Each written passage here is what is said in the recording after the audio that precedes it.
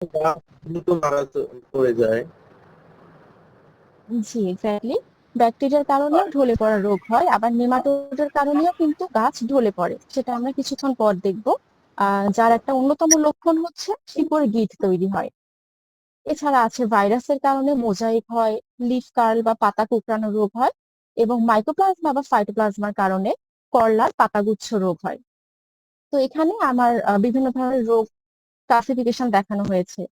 এরপরে আমরা দেখি বিভিন্ন ধরনের পোকাও অ্যাটাক করে লাউ, কুমড়া, শসা এই ধরনের গাছের মধ্যে, যেমন এপিলাকনা বিটেল বা কাঁঠালে পোকা, রেড পামকিন বিটেল বা কুমড়ার লাল বিটেল পোকা, ফ্রুট ফ্লাই বা মাছি পোকা, ফ্লি বিটেল, লিফ মাইনার বা ম্যাপ পোকা বা পাতা সুরঙ্গকারী পোকা। আচ্ছা, এখানে একটু বলি, লিফ মাইনারকে যে ম্যাপ পোকা বলার অন্যতম কারণ হচ্ছে পাতার মধ্যে যখন এই লিফ মাইনার যায়, ঠিক যেদিকে যেদিকে ও খায় সেদিকে সেদিকে একটা ম্যাপের মতো হয়, এই জন্য আসলে এটাকে ম্যাপ পোকা বলা হয়। এছাড়া শোষক পোকার মধ্যে রয়েছে হোয়াইট ফ্লাই বা সাদামাছি, থ্রিপস, এফিড বা জাপ পোকা, মাইট বা মাকড় এবং জ্যাসিড। তো এই লাউ, কুমড়া, শসা, করলা, তরমুজ সবগুলোর মধ্যে মোটামুটি এই পোকাগুলো বা এই রোগগুলোই হয়ে থাকে। এখন আমরা একটু বিস্তারিত ভাবে দেখি।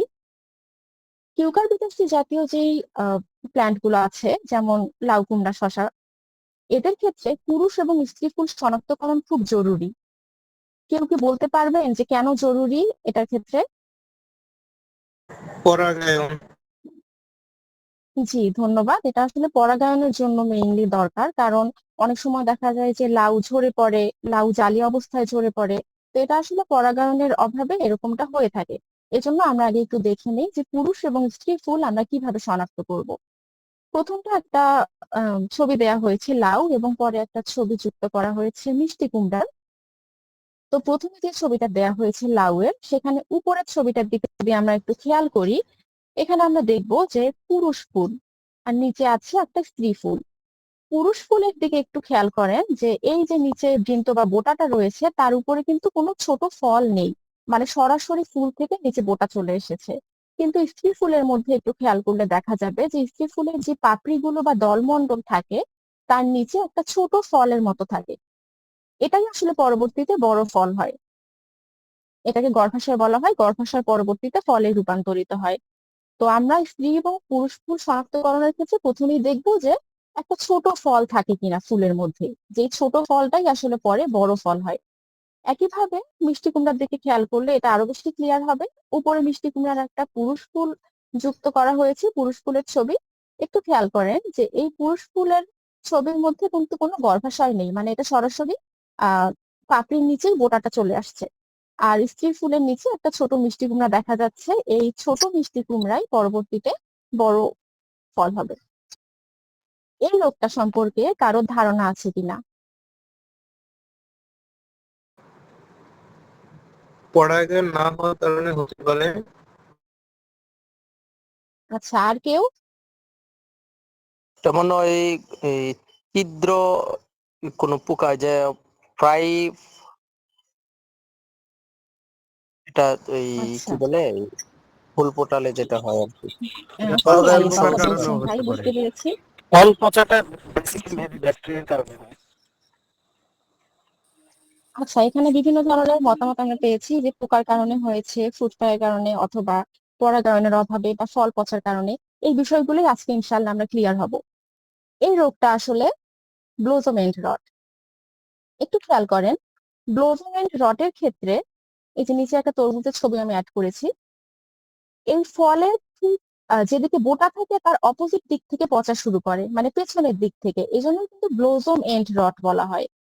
সামনে উপরে যে ছবিটা আমি দিয়েছি সেই ছবির মধ্যে একটু খেয়াল করবেন যে ফলের নিচের দিক থেকে পচা শুরু হয়েছে। তো এটা ব্লোজম এন্ড রট রোগ। ব্লোজম এন্ড রট কেন হয়? ক্যালসিয়ামের অভাবে ব্লোজম এন্ড রট হয়ে থাকে। আবার অনেক সময় দেখা যায় যে অতিরিক্ত ইউরিয়া বা মাটি অনেক বেশি ঠান্ডা বা শুকনা থাকলে, বা মাটি বেশি অম্লীয় বা ক্ষারীয় হলে এই ধরনের রোগ দেখা যায়। এবং এই রোগের প্রধান লক্ষণ হচ্ছে ফলের নিচ থেকে পচা শুরু করে। তো ফল পচা নিয়ে পরাগায়নের অভাবে যে পচা হয়, এই কনফিউশন গুলো একটু পরেই ক্লিয়ার হবে। কিন্তু এটা মাথায় রাখবেন যে ব্লোজম এন্ড রটের ক্ষেত্রে ফলের নিচ দিক থেকে পচা শুরু হয়। তাহলে ব্লোজম এন্ড রট কেন হয়? ক্যালসিয়ামের অভাবে হয়। এক্ষেত্রে সমাধান কি?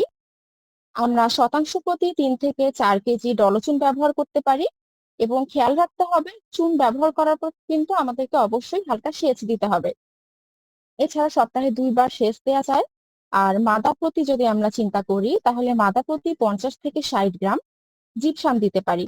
আর অবশ্যই আমাদের আক্রান্ত ফল তুলে ফেলতে হবে।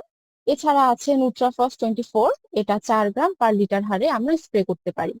তো আমাদের কিন্তু রোগের ক্ষেত্রে রোগ চেনাটা বেশি জরুরি। রোগ চিনলেই পরবর্তীতে ম্যানেজমেন্ট বা ব্যবস্থাপনায় আমরা যেতে পারি। তাই রোগটা আসলে আইডেন্টিফাই করা খুব জরুরি। এখানে কারো কোনো কনফিউশন আছে ব্লোজোমেন্ট রট নিয়ে? না ম্যাম, ঠিক আছে ম্যাম। আচ্ছা, তাহলে আমরা পরের স্লাইডে যাই।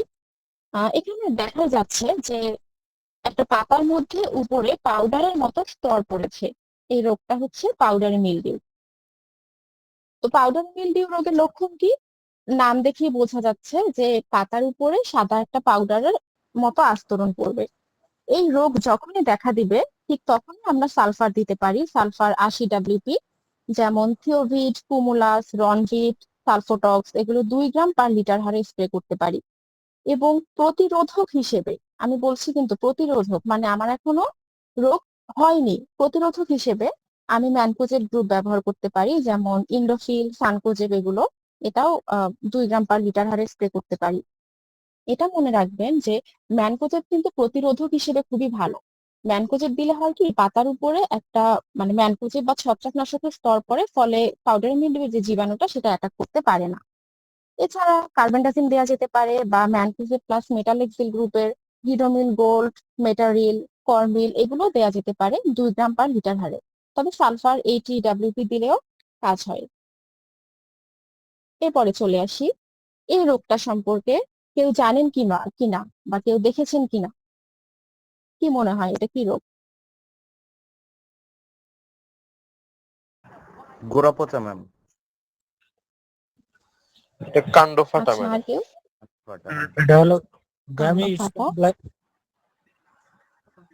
ম্যাডাম এটা কি একটু জুম করা যায় না? জুম করলে একটু বাসা যেত, আসলে জুমে দেখা যায় না বেশি একটু। এখানে আসলে জুম করা যাচ্ছে না। গামি আচ্ছা, স্টেম এই ছবি ব্লাইট। পরে আরো আছে। জি, এই রোগটা হচ্ছে গামের স্টেম ব্লাইট বা কাণ্ড ফাটা রোগ বা গামোসিস। লাউয়ের ক্ষেত্রে অনেক বেশি কিন্তু এই মানে কিউকারবিটাসি জাতীয় ফ্যামিলির যে এই গাছগুলো আছে এগুলোতে অনেক বেশি দেখা যায় গামি স্টেম ব্লাইট বা কাণ্ড ফাটা রোগ বা গামোসিস। তো লক্ষণ কি? প্রথমে কিন্তু কাণ্ড ফেটে যায় না, প্রথমে পাতার মধ্যে পানি ভেজা দাগ দেখা যায় এবং পরবর্তীতে দেখা যায় যে পাতার কিনারা থেকে পুড়ে আসছে এবং আক্রমণ যদি অনেক বেশি হয় সেক্ষেত্রে পাতা পচে যায়। এরপর পরবর্তীতে দেখা যায় যে কাণ্ড ফেটে লালচে ধরনের আঠা বের হচ্ছে। নিচের ছবিটা কিন্তু ক্লিয়ার বোঝা যাচ্ছে যে কাণ্ড ফেটে এই যে আঠা ঝরছে। তো এটার ব্যবস্থাপনা কি? আমরা প্রতিরোধক হিসেবে বৈদ্য মিক্সচার দিতে পারি বা কপার অক্সিক্লোরাইড গ্রুপের সানভিড বিটক্স দিতে পারি 2 গ্রাম/লিটার হারে। এবং যদি আমরা দেখি যে রোগ হয়ে গেছে সেক্ষেত্রে আমরা ম্যানকোজেব প্লাস মেটালেক্সিল গ্রুপ দিতে পারি, যেমন জিরোমিল গোল্ড, সান্ডোমিল, মেটারিল, এগুলো 2 গ্রাম/লিটার হারে। এছাড়া কপার অক্সিক্লোরাইড গ্রুপও দিতে পারি, যেমন সানভিড, অক্সিভিড, বিটক্স, এগুলো। তো প্রথম স্প্রে হিসেবে যদি আমরা ম্যানকোজেব প্লাস মেটালেক্সিল দেই তাহলে দ্বিতীয় স্প্রে হিসেবে আমরা কপার অক্সিক্লোরাইডটা দিতে পারি। এই রোগটা কি দেখে কি মনে হচ্ছে? Downey mildew. এখানে একটা শসার পাতার ছবি দেওয়া হয়েছে, ডাউনি মিলডিউ। আচ্ছা, যে আপনারা তো সবই জানেন তাহলে। এটা হলো ডাউনি মিলডিউ রোগ। তো শসার পাতা প্রথম ছবিটার দিকে দেখা যাচ্ছে যে উপরে হলুদ একটু স্পট পড়েছে এবং এই পাতার উল্টা সাইডে দেখা যাচ্ছে যে পাতার পেছনে ছোট ছোট পট্টির মতো ভেজা দাগ দেখা যাচ্ছে, যেটা তৃতীয় ছবিতে স্পষ্ট বোঝা যাচ্ছে যে মনে হচ্ছে পানি ভেজা পট্টির মতো দাগ। এবং পরবর্তীতে পাতা একদম মানে ঝলসে যাওয়ার মতো হয়েছে। তো এটা আসলে ডাউনি মিলডিউ রোগ। এই ডাউনি মিলডিউ নামটা কিন্তু এসেছে ডাউন থেকে ডাউনি, মানে পাতার নিচে বা ডাউনে আগে আক্রমণ হয়, তাই আসলে এটাকে ডাউনি মিলডিউ বলা হয়। এখানে ডিটেইলে আমি বলেছি যে আগে পাতার নিচের দিকটা আক্রান্ত হবে, পাতার নিচে পৃষ্ঠে পানি ভেজা বা পট্টির মতো দাগ দেখা যাবে এবং ওই পাতারই উপরের দিকে দেখা যাবে যে হলুদ স্পট পড়েছে। তো শশা যারা কমার্শিয়ালি করেন তারা বোধহয় অনেক বেশি পরিচিত এই রোগটার সাথে। কেউ আছেন এখানে যে শশা কমার্শিয়ালি করেন অনেক বড় পরিসরে?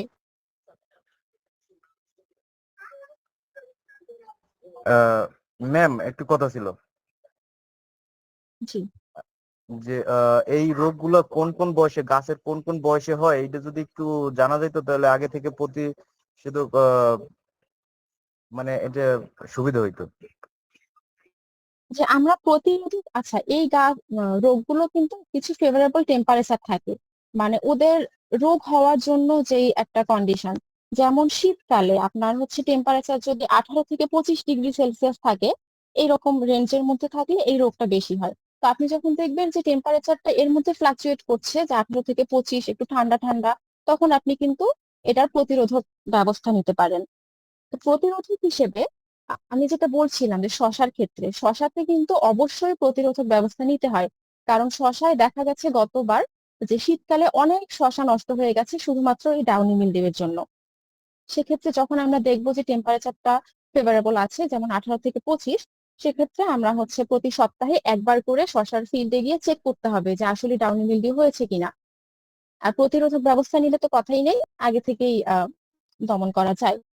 তো প্রতিরোধক হিসেবে আমরা ম্যানকোজেব প্লাস মেটাবেক্সিল গ্রুপ ব্যবহার করতে পারি, যেমন রিডোমিল গোল্ড, মেটারিল, এগুলো 2 গ্রাম/লিটার হারে। এবং আপনারা শুধু ম্যানকোজেবও ব্যবহার করতে পারেন প্রতিরোধক হিসেবে। প্রতিকার হিসেবে দেখা গেছে যে প্রথম স্প্রে হিসেবে যদি আপনি ম্যানকোজেব প্লাস ফেনামিডন গ্রুপ দেন, যেমন সিকিউর, অ্যাসিউরেন্স, এগুলো আছে 2 গ্রাম/লিটার হারে, তাহলে 4 থেকে 5 দিন পর দ্বিতীয় স্প্রে হিসেবে ওই একই গ্রুপ না দিয়ে গ্রুপটা চেঞ্জ করতে পারেন। সেক্ষেত্রে আপনারা ম্যানকোজেব প্লাস সাইমোক্সানিল গ্রুপ দিতে পারেন, যেমন মাইক্রা, কার্জেট, সাইনিল, এগুলো খুব ভালো কাজ করে ডাউনি মিলডিউর জন্য, 2 গ্রাম/লিটার হারে। আর যদি দেখা যায় যে দুইটা স্প্রে দেওয়ার পরও কন্ট্রোল হচ্ছে না, সেক্ষেত্রে আপনি তৃতীয় স্প্রেতে যেতে পারেন। আহ এক্ষেত্রে আপনি প্রোপিনের প্লাস সাইমোক্সানিল গ্রুপ দিতে পারেন, যেমন নিস্তার, এটাও ভালো কাজ করে 2 গ্রাম/লিটার হারে। তো অনেক ফার্মার ভাইরা আমাদের বলেছিলেন গতবার যে জ্যাম্প্রোডি, ইনফিনিটি প্রো, ক্যাব্রিওটপ, এগুলো বেশ ভালো কাজ করে ডাউনি মিলডিউয়ের জন্য। তবে তাদের কিছু সমস্যা ছিল, যে তারা অনেকেই বলেছিলেন আহ আশেপাশের দোকানগুলোতে সিকিউর, মেলেডিও এগুলো আসলে পাওয়া যায় না। সেক্ষেত্রে আপনারা মাইক্রা দিতে পারেন, নিস্তার দিতে পারেন, এগুলো কিন্তু ভালো কাজ করে। আর ইনফিনিটি প্রো সম্পর্কে একজন বলেছিলেন যে ইনফিনিটি প্রো দেওয়ার পর তিনি খেয়াল করেছেন শশা গাছের গ্রোথ কমে গেছে। তো এটা কি কেউ আপনারা এক্সপিরিয়েন্স করেছেন যে ইনফিনিটি প্রো দেয়া জি হয়েছে এবং জি জি শশার ম্যাডাম, গ্রোথ কমে গেছে? এরকম আচ্ছা আচ্ছা, হয়েছিল। হ্যাঁ, গতবারও এই সেশনে একজন ভাই বলেছিলেন যে ইনফিনিটি প্রো তিনি দিয়েছে কিন্তু দেওয়ার পর গ্রোথ কমে গেছে।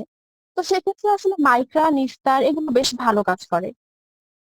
আরেকজন বলেছিলেন কপার থায়োডিজেল গ্রুপের বাইভার, সম্ভবত নাম, বাইভারও ভালো কাজ করেছিল। আর ডাউনি মিলডিউয়ের ক্ষেত্রে আমরা নিচে লিখে দিয়েছি যে সেচ দেয়া যাবে না কোনোভাবেই, রেড কালার দিয়ে লেখা আছে। ডাউনি মিলডিউ যে ছত্রাকটা আছে, এই ছত্রাকের শরীরের গঠনের মধ্যে খেয়াল করলে দেখা যাবে যে এর ফ্লাজেলা নামের একটা অংশ থাকে। হ্যাঁ, তো যখন আপনি ডাউনি মিলডিউ হওয়ার পর সেচ দিবেন, তখন দেখা যায় যে ওই প্যাথোজেনটা বা ওই জীবাণুটা পুরো ফিল্ডের মধ্যে ছড়িয়ে যাবে। ডাউনি মিলডিউর জন্য এই কথাটা খুবই মানে কেয়ারফুল থাকতে হবে এই বিষয়ে, যে ডাউনি মিলডিউ রোগ দেখা দিলে কোনোভাবেই সেচ দেয়া যাবে না, সেচ দিলেই এই রোগটা অনেক বেশি ছড়িয়ে যাবে। এরপরে আসি, কয়েকটা পাতার ছবি দেখা যাচ্ছে, এটা অ্যানথ্রাকনোজ। এখানে ফলের ছবি দেইনি, পাতায় এরকম দেখা যায় আর কি, অ্যানথ্রাকনোজ বা ফল পচা। তো পাতায় গোলাকার দাগ দেখা যায়, পরে পাতা পচে নষ্ট হয়ে যায়। অ্যানথ্রাকনোজের জন্য ফলের ক্ষেত্রে আর কি সবচেয়ে বেশি যেটা স্পষ্ট হয়, ফলের যেই জায়গায় আক্রমণ করে ওই জায়গাটা দেবে যায়, এটাকে সানকিন লেশন বলা হয়ে থাকে, এবং পরবর্তীতে সেই ফলটা পচে নষ্ট হয়। অ্যানথ্রাকনোজের জন্য খুব ভালো কাজ করে বীজ শোধন, যেমন আমরা কার্বেন্ডাজিম দিয়ে বীজ শোধন করতে পারি, এমপোরেম, নোইন, গোল্ডাজিম, এগুলো ব্যবহার করতে পারি 1 গ্রাম/লিটার হারে। বা ম্যানকোজেব দিতে পারি, ক্লোরোথ্যালোনিল গ্রুপের ডেকোনিল দিতে পারি। এবং প্রতিকার হিসেবে প্রোপিকোনাজল গ্রুপ দিলে মোটামুটি অ্যানথ্রাকনোজকে কন্ট্রোল করা যায়। প্রোপিকোনাজল গ্রুপের আছে টিল্ট 250, সি প্রাউড, এগুলো 0.5 মিলি/লিটার হারে আমরা ব্যবহার করতে পারি।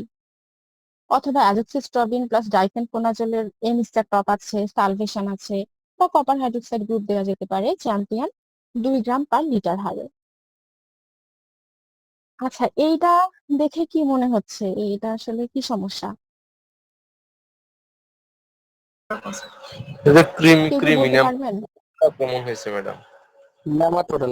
Creamy nematode. আচ্ছা, আর এখানে কিন্তু টোটাল 4টা ছবি দেয়া আছে। প্রথম ছবির মধ্যে গাছটা ঢলে পড়েছে এবং পরের 3টা ছবি দেয়া হয়েছে যে কি কারণে ঢলে পড়েছে। এবার বলেন কি কারণে ঢলে পড়েছে গাছটা? প্রথমটা ছত্রাক, দ্বিতীয়টা হচ্ছে ব্যাকটেরিয়া যেটা যেহেতু ইন দেখা যাচ্ছে, আর তৃতীয়টা হচ্ছে নেমাটোড। নেমাটোড।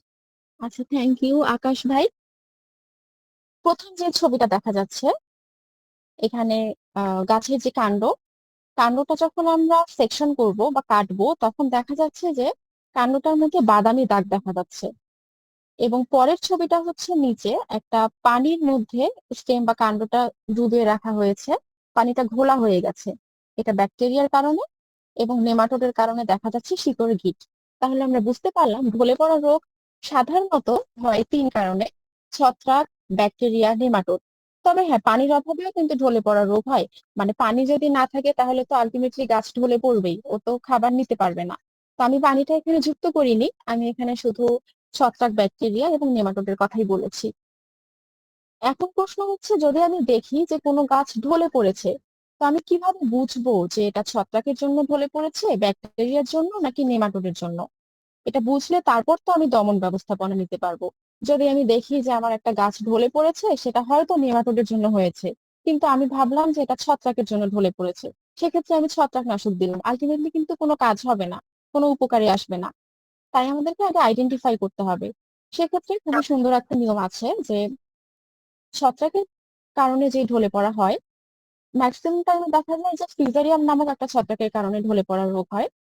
তো আমরা যখন এই কাণ্ডটা কাটবো, কাটলে দেখা যাবে যে এরকম বাদামি রঙের দাগ দেখা যাচ্ছে। সাধারণত ফিউজারিয়ামের কারণে যদি ঢলে পড়া রোগ হয় তাহলে এরকম বাদামি দাগ দেখা যায়।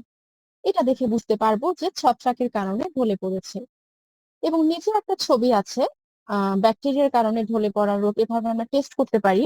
এটা কি প্রসেসটা কেউ আমাকে বলতে পারবেন যে কিভাবে আমরা এটা বুঝতে পারি? নিচে ওই পানির মধ্যে যেই আহ, কাণ্ডটা ডুবিয়ে রেখেছি, এটার প্রক্রিয়াটা কি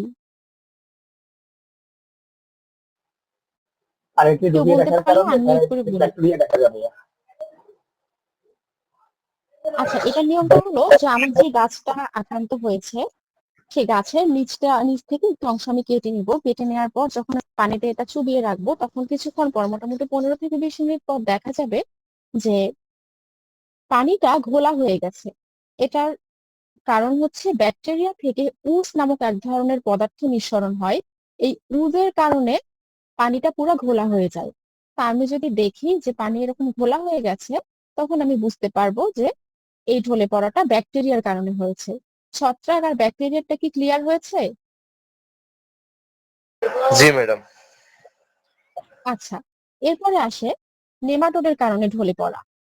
তো নেমাটোডের কারণে অনেক সময় দেখা যায় যে আমরা একটা মাঠে গেছি, মাঠে গিয়ে দেখছি যে দিনের বেলা সব গাছগুলো ঢলে পড়ে, আবার সন্ধ্যা বা বিকালের দিকে গাছগুলো আবার ঠিক হয়ে যায়।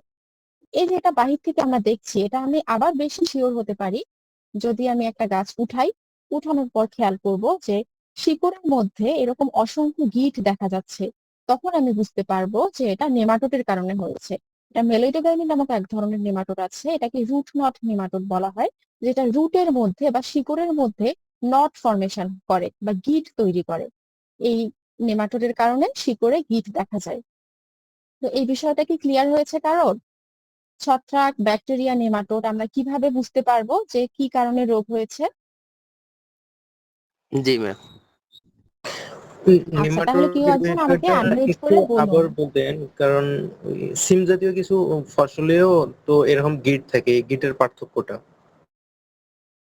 আচ্ছা, ওটাকে বলা হয় নডিউল আর এটাকে বলা হয় নট। ভাই একটা ভালো প্রশ্ন করেছেন। শিম জাতীয় যে উদ্ভিদগুলো থাকে সেই উদ্ভিদগুলোর মধ্যে, মানে লিগিউম জাতীয় যে উদ্ভিদগুলো, সেগুলোতে দেখা যায় যে ওখানে ভালো ব্যাকটেরিয়া থাকে, যেমন রাইজোবিয়াম, অ্যাজোটোব্যাক্টর, এই ব্যাকটেরিয়া গুলো থাকে। এগুলো কিন্তু নডিউল ফর্মেশন করে। এই নডিউলটা হচ্ছে ভালো। এই নডিউলটা কি করে, আমাদের পরিবেশ থেকে নাইট্রোজেন নিয়ে ওই নডিউলের মধ্যে আর কি জমা রাখে। এই নডিউল ফর্মেশনটা সিম গাছের জন্য বা লিগুমিনাসি জাতীয় প্ল্যান্টের জন্য খুবই ভালো। নট আর নডিউলের মধ্যে পার্থক্য হচ্ছে আহ সম্ভবত নডিউলটা বেশি চকচক করে, আমি এই মুহূর্তে বলতে পারছি না, তবে আমি এটা আপনাকে জানাবো ভাই, আমি নোট করে রাখছি।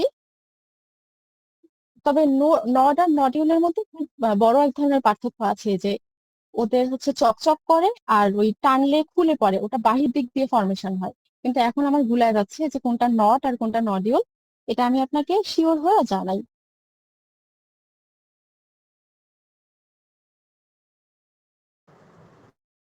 তো এরপর আমরা এটা কিভাবে সমাধান করতে পারি, মাটি শোধন করতে পারি। মাটি শোধনের ক্ষেত্রে স্টেবল ব্লিচিং পাউডার আমরা দিতে পারি বিঘা প্রতি 2.5 থেকে 3 কেজি হারে, এবং দেওয়ার পর হালকা সেচ দিতে হবে। সেক্ষেত্রে 15 থেকে 20 দিন আমাদের ফেলে রাখতে হবে ল্যান্ডটা, কারণ ব্লিচিং পাউডার দিলে কি হয়, ভালো এবং খারাপ সব ধরনের অণুজীবী কিন্তু মরে যায়। তো এরপর যখন আমি 15 থেকে 20 দিন পর্যন্ত রাখবো এভাবে, এর মধ্যে কিন্তু আমার ভালো খারাপ সব অণুজীব অলরেডি মরে গেছে, কিন্তু আমার তো ভালোটা দরকার। সেক্ষেত্রে কিন্তু আমি 15 থেকে 20 দিন পর আমি জৈব কিছু একটা দিতে পারি, যেমন আপনার সয়েল বুস্টার প্যাকেজ দেওয়া যেতে পারে, মানে যেখানে ট্রাইকোডার্মা থাকে। ট্রাইকোডার্মা আপনি হচ্ছে গোবরের সাথে মিক্সড করে বা বালির সাথে মিক্সড করে জৈব সারের সাথে দিয়ে চাষ দিন, এবং তারপর 3 দিন পর রাসায়নিক সার দিয়ে বীজ বা চারা লাগিয়ে দিতে পারেন। ট্রাইকোডার্মা এবং জৈব সার দেওয়ার নিয়মটা হচ্ছে, এটা বিঘা প্রতি 1 থেকে 2 কেজি শেষ চাষের সময় মিশিয়ে দিতে হবে, এবং এরপর 7 দিন পর রাসায়নিক সার দিতে হবে। আর নেমাটোডের জন্য ভালো কাজ করে ফিপ্রোনিল বা রাগবি গ্রুপ, এটা বিঘা প্রতি 1 থেকে 3 কেজি হারে আমরা দিতে পারি। এছাড়া বীজ শোধন, বীজ শোধন করলে কিন্তু সবজির ক্ষেত্রে মানে বীজ শোধনটা খুবই খুবই খুবই জরুরি, কারণ বীজ শোধন করলে আপনার হচ্ছে রোগের পরিমাণ অনেক কমে যায়। কারণ সবজির ক্ষেত্রে যে রোগগুলো হয় এগুলো বেশিরভাগই হচ্ছে সয়েল বর্ন প্যাথোজেনের জন্য, মানে মাটিতে যেই জীবাণুগুলো থাকে সেই জীবাণুগুলোই পরবর্তীতে সবজিতে অ্যাটাক করে। এজন্য আমরা যদি মাটি ম্যাম শোধন আর বীজ শোধন করি। ম্যাম এখানে জি, কেউ কথা যে রাগবি বলছিলেন? বা জি, এই যে রাগবি বা ফিফথ গ্রুপের যেটা, এটা কি 1 থেকে 3 কেজি বললেন, যেটা একটা 1 থেকে 3 কেজি না, এখানে দেখা যাচ্ছে যে 1.3 মানে 1 কেজি 300 গ্রাম, না, কোনটা 1 এটা থেকে আসলে? 3, এটা 1 থেকে 3 না, 1.3 কেজি। 1 থেকে 3 না। ও আচ্ছা, জি সেটাই। আচ্ছা, ও আমি বোধহয় বলতে ভুল করেছি, সরি। এটা 1.3। আচ্ছা, তো বীজ শোধন করতে পারি আমরা কিভাবে? কার্বক্সিন বা এবং থিরাম গ্রুপের প্রোভেক্স, ম্যাপভেক্স, ভিটাফ্লো এগুলো দিয়ে আমরা বীজ শোধন করতে পারি 2 মিলি পার কেজি, অথবা কার্বেন্ডাজিম দিয়ে আমরা বীজ শোধন করতে পারি, যেমন অটোস্টিন, নোইন এগুলো দিয়ে বীজ শোধন করতে পারি। তো এখন কেউ কি আমাকে বলতে পারবেন যে বীজ শোধনের নিয়মটা কি? এখানে তো আমি শুধু কেমিক্যাল গুলোর নাম লিখে দিয়েছি, আমাকে কেউ আনমিউট করে বলুন যে বীজ শোধনের নিয়মটা কি, আমরা কিভাবে বীজ শোধন করি।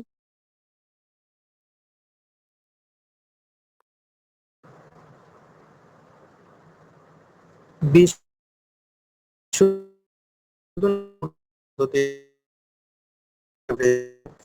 আপনার ওই দানাদার মিক্স করে পানির সাথে ওতে বীজ ভিজায় রাখার পরে নির্দিষ্ট সময়, তারপর হালকা রোদে না, আবার ছায়াযুক্ত স্থানে রেখে শুকানো।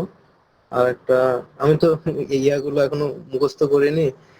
আর একটা হলো শুকনো অবস্থাতেই উম, সামান্য ময়েশ্চার রেখে আর কি বীজগুলোকে ভালো করে মেখে নেয়, যাতে বীজগুলো শোধন প্রত্যেকটাতেই করতে ওই পারি।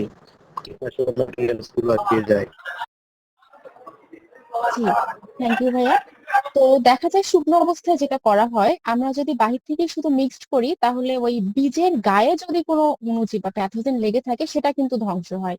আর আমরা যদি ভিজিয়ে করি সেক্ষেত্রে হবে কি, ওই সিডটা বা বীজটা যখন অ্যাবজর্ব করে নিবে তখন বীজের ভেতরে যদি কিছু থাকে মানে সিস্টেমিক ভাবে সে কাজ করে ভালো।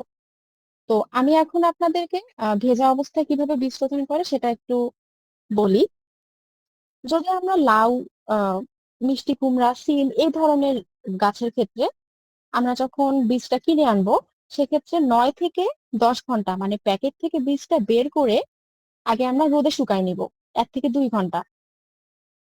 এরপর ঠান্ডা করব, তারপর ভিজায় রাখবো। তো ভিজায় রাখার ডিউরেশনটা হচ্ছে, তরমুজ, করলা, চিচিঙ্গা, ঝিঙ্গা এগুলোর ক্ষেত্রে আমরা 15 ঘন্টার বেশি ভিজায় রাখতে হয়।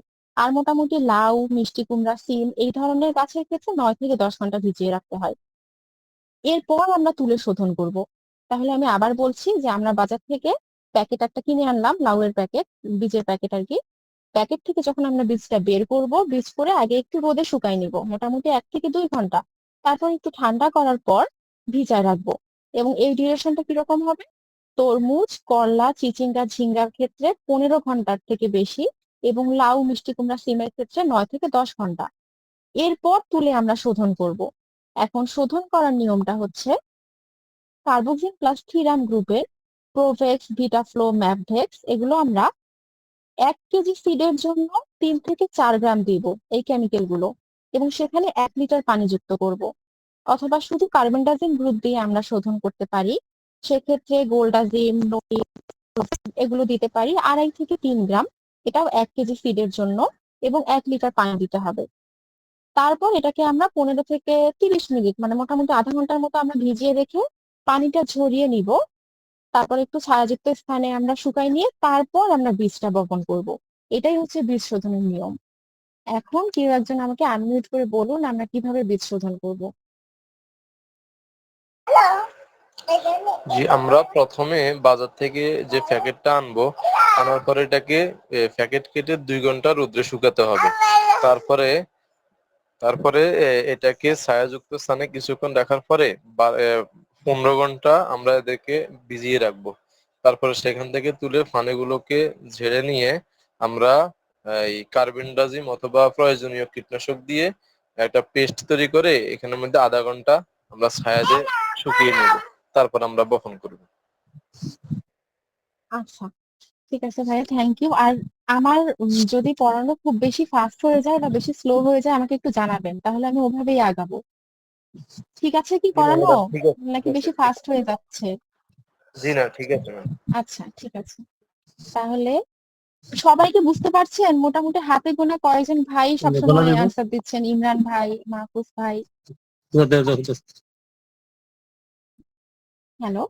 জি ম্যাডাম, বুঝতে পারছি আমরা। আচ্ছা, আপনারা হচ্ছে বাকিদেরকেও বলছি, যদি কোনো ধরনের কনফিউশন থাকে তাহলে আমাকে বলবেন যে বুঝতে পারছি না বা এটা আরেকবার রিপিট করতে হবে। বলা যায়। এরপরে বুঝতে পারছি। হ্যালো এই যে আমরা, হ্যালো, হ্যালো। জি জি শুনতে পাচ্ছি। আচ্ছা, আমি বলছিলাম কি, বীজ বীজানোর পরে শোধন করলাম দিয়ে ওষুধ দিয়া, তারপর জার্মিনেশন করে আমরা লাগাইতে চাই বীজটা, করতে চাই, বীজ ফলাই দিতে চাই জার্মিনেশন করে। তো বীজ ওই হ্যাঁ ওই ওষুধ দিয়ে শোধন করার পরে জার্মিনেশনটা কি সঠিক হবে নাকি? হ্যাঁ, এটা আপনি এরকম করতে পারেন যে ওই যে 15 থেকে 30 মিনিট যে ভিজায় রাখলেন, রেখে পানিটা ঝরিয়ে একটা এয়ার টাইট বক্সে রাখতে পারেন টিস্যু দিয়ে। তা এভাবে ভিজিয়ে রাখার পর মোটামুটি আপনার 1 থেকে 2 দিনের মধ্যে জার্মিনেশন হবে। সেক্ষেত্রেও কিন্তু জার্মিনেশন হবে, অসুবিধা নাই। একেবারে। আসসালামু আলাইকুম। ঠিক আছে, আচ্ছা, আচ্ছা, ওয়েলকাম। ওয়ালাইকুম আসসালাম। এরপরে আমরা এখানে একটা এই যে ট্রাইকোডার্মা আমরা বলি বা জৈব বালাইনাশক বলি, কেউ কি কথা বলছেন? জি আপা, H2O2 দিয়ে কি জি, বীজ শোধন করা যায় কিনা? H2O2 হাইড্রোজেন পারঅক্সাইড দিয়ে না, এটা তো যাওয়ার কথা না, তো আমার জানা নেই। কেন, আমি এরকম একটা কোথাও ভিডিওতে করেছে? দেখেছিলাম, না আমি একটা ইউটিউবে আচ্ছা, দেখেছিলাম, এই জন্য আপনাকে প্রশ্নটা করলাম। এটা আমার জানা নেই H2O2 হাইড্রোজেন পারঅক্সাইড দিয়ে করে কিনা, এটা আমি বলতে পারছি না। এরকমটা ম্যাডাম, আমি এটা দেখিনি দিয়ে করলে কখনো। সার্কুলেশনটা ভালো হয়। ও আচ্ছা, জার্মিনেশনের জন্য আচ্ছা, খুব এটা ভালো আমার কাজ জানা করে। ছিল না। জি, আমি প্র্যাকটিক্যালি করে দেখছি, জার্মিনেশন অনেক ভালো হয়। ম্যাম, H2O2 দিয়ে শোধন করলে? জি না, জার্মিনেশনটা ভালো হয়, শোধন তো করা যাবে না এটা দিয়ে। ও আচ্ছা, এটা আমার জানা ছিল না। Hello, hello ma'am. আচ্ছা, এই যে আমরা যে ট্রাইকোডার্মার কথা বলি, যে আমাদের জৈব বানাইনাশক হিসেবে আমাদের ভালো অণুজীব দরকার, এবং ভালো অণুজীবের কথা বলতে গেলে প্রথমে ট্রাইকোডার্মার কথা আসে। এখানে আমি একটা শুধু ছবি দিয়ে দেখানোর চেষ্টা করেছি যে ট্রাইকোডার্মা কিভাবে কাজ করে। তো এখানে যে প্রথম ছবিটা আছে, এই ছবিটা C নাম্বার পয়েন্টে যেটা আছে, সেটা দেখাচ্ছে কি যে সবুজ কালার একটা রশির মতো অংশ দেখা যাচ্ছে, তাই না? তো এই সবুজ কালার যেটা, সেটা হচ্ছে ট্রাইকোডার্মা।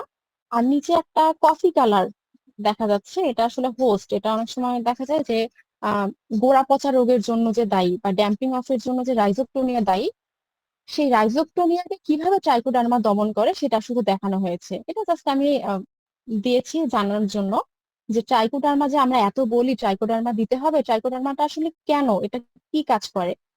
তো ট্রাইকোডার্মা আসলে খারাপ যে প্যাথোজেন গুলো আছে এগুলোকে দমন করে রাখে, এবং দমন করার উপায়টা হচ্ছে এই যে ট্রাইকোডার্মার শরীরে যেই রশির মতো অংশগুলো আছে এগুলোকে হাইফা বলে। এই হাইফা গুলো দিয়ে সে রাইজোপটোনিয়া মানে খারাপ প্যাথোজেনকে পেঁচায় রাখে, পেঁচায় ধরে এভাবে আসলে রাইজোপটোনিয়াকে ধ্বংস করে। এই জন্যই মূলত বলা হয় যে ট্রাইকোডার্মা বেশি বেশি করে দিতে, যাতে এই ভালো প্যাথোজেনটা গিয়ে খারাপ প্যাথোজেন গুলোকে দমন করতে পারে। এখানে আমি কয়েকটা ট্রাইকোডার্মা সমৃদ্ধ জৈব পালনাশকের ছবি দিয়েছি। এটা কোনো কোম্পানির প্রমোশনের জন্য না, আগে থেকে বলে দিচ্ছি, এটা শুধু আমি ছবি দিয়েছি জানানোর জন্য যে এইভাবে ট্রাইকোডার্মা পাওয়া যায়। যেমন লাইকোম্যাক্স আছে, ট্রাইকস আছে, বায়োডার্মা আছে, ট্রাইকো কম্পোস্ট আছে, জি ডার্মা আছে। এগুলো হচ্ছে ট্রাইকোডার্মা সমৃদ্ধ কিছু জৈব বালাইনাশক। এখানে একটা ছবি দেখা যাচ্ছে, এই ছবিটা কি কেউ বলতে পারবেন? হচ্ছে ড্যাম্পিং এটা কি রোগ? অফ। আচ্ছা, এটা ড্যাম্পিং অফ। আর কেউ?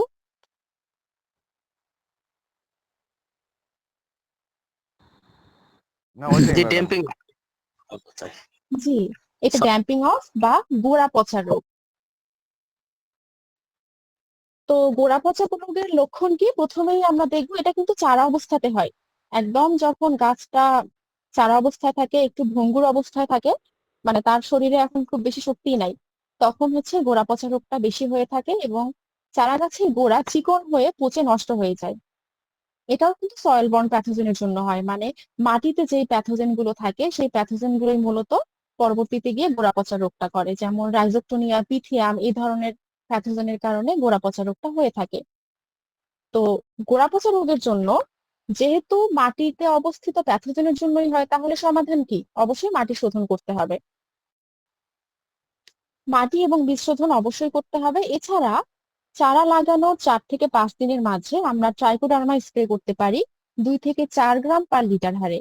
তো আমি একটু আগে আপনাদেরকে দেখিয়েছি যে কেন ট্রাইকোডার্মাটা ইম্পর্টেন্ট, বা ট্রাইকোডার্মাটা আসলে কিভাবে খারাপ প্যাথোজেনটাকে দমন করছে। তো চারা লাগানোর মোটামুটি 4 থেকে 5 দিনের মাঝে ট্রাইকোডার্মাটা স্প্রে করতে হবে 2 থেকে 4 গ্রাম/লিটার হারে। এবং একটা জিনিস মনে রাখতে হবে যে জৈব পালনাশকগুলো কিন্তু একটু স্লো কাজ করে, মানে আমার রোগ হয়ে গেছে এখন আমি ট্রাইকোডার্মা দিব সাথে সাথে রোগ ঠিক হয়ে যাবে, বিষয়টা কিন্তু এমন না, কারণ ওরা ধীরে ধীরে কাজ করে। এজন্য ট্রাইকোডার্মা, জৈব বালাইনাশক এগুলো আসলে বেশি ভালো কাজ করে প্রতিরোধক হিসেবে।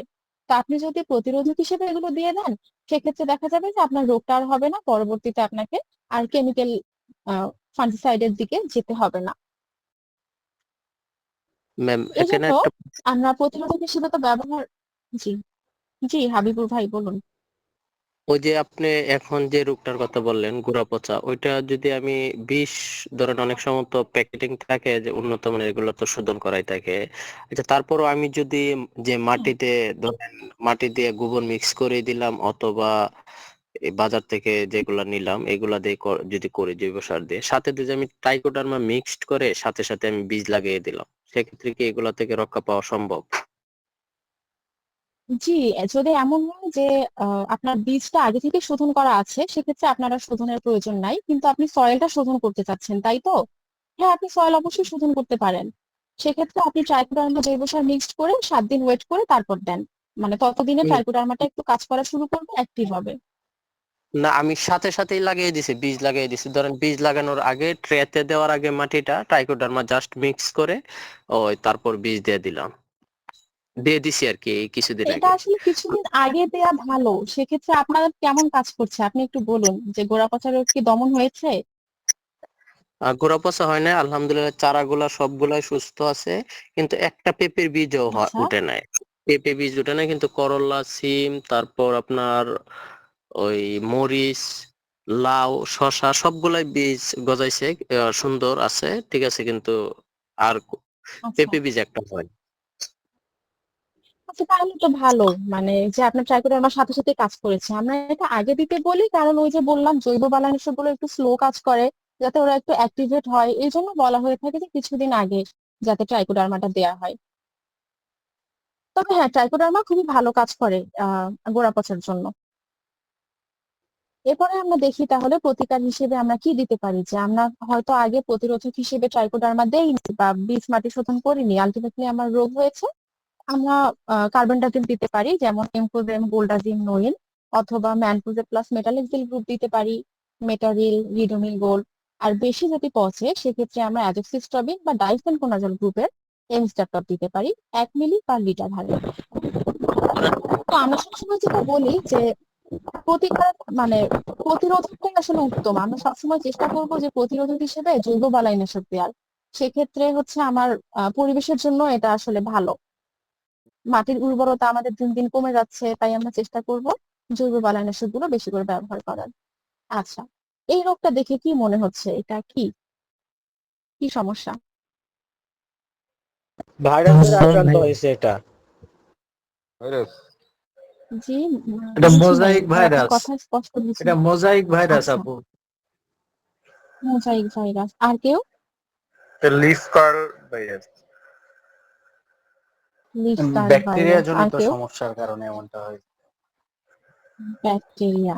আচ্ছা আচ্ছা, আমি জানি না ছবিটা ক্লিয়ার দেখা যাচ্ছে কিনা। ডান পাশে যে ছবিটা আছে সেই ডান দিকের ছবিতে কি কোনো পোকা দেখা যাচ্ছে? একটু খেয়াল করুন তো, ঠিক মাঝখানের দিকে ডান দিকের ছবির মাঝে একটা পোকা হ্যাঁ দেখা যাচ্ছে। যাচ্ছে, দেখা যায়। একটা পোকা দেখা যাচ্ছে। জি, এই যে প্রথমে যে দুইটা ছবি আমি যুক্ত করেছি, প্রথম ছবিটা যখন পাতাটা আমি উল্টালাম তখনই দেখছি এরকম বেশ কয়েকটা পোকা ছিল। আমি একটা পোকা আসলে জুম করে ছবি তুলেছি, এরকম কিন্তু বেশ কয়েকটা পোকা ছিল। তো এই পোকাটা কি কেউ চেনেন? এটা কি? এটা হচ্ছে এক জাপ পোকা। আচ্ছা, তো এই রোগটার নাম হচ্ছে মোজাইক রোগ। এরপরে আমরা দেখি এটা কি রোগ। এটা করলা হচ্ছে গাছ। Leaf curl virus. এটা কিন্তু করলা গাছে, লিফ হয়তো কার্ল। ছবিটা এটা গুগল থেকে নামানো, আমি সরাসরি ছবি তুলতে পারিনি, না হলে ক্লিয়ার তুলতাম। এটা হচ্ছে অনেকগুলো ছোট ছোট লিফ একসাথে হয়েছে। এটা কিন্তু করলার পাতা গুচ্ছ রোগ। চ- আরেকটা আছে, এই যে এখানে আমি কিছু ছবি যুক্ত করেছি।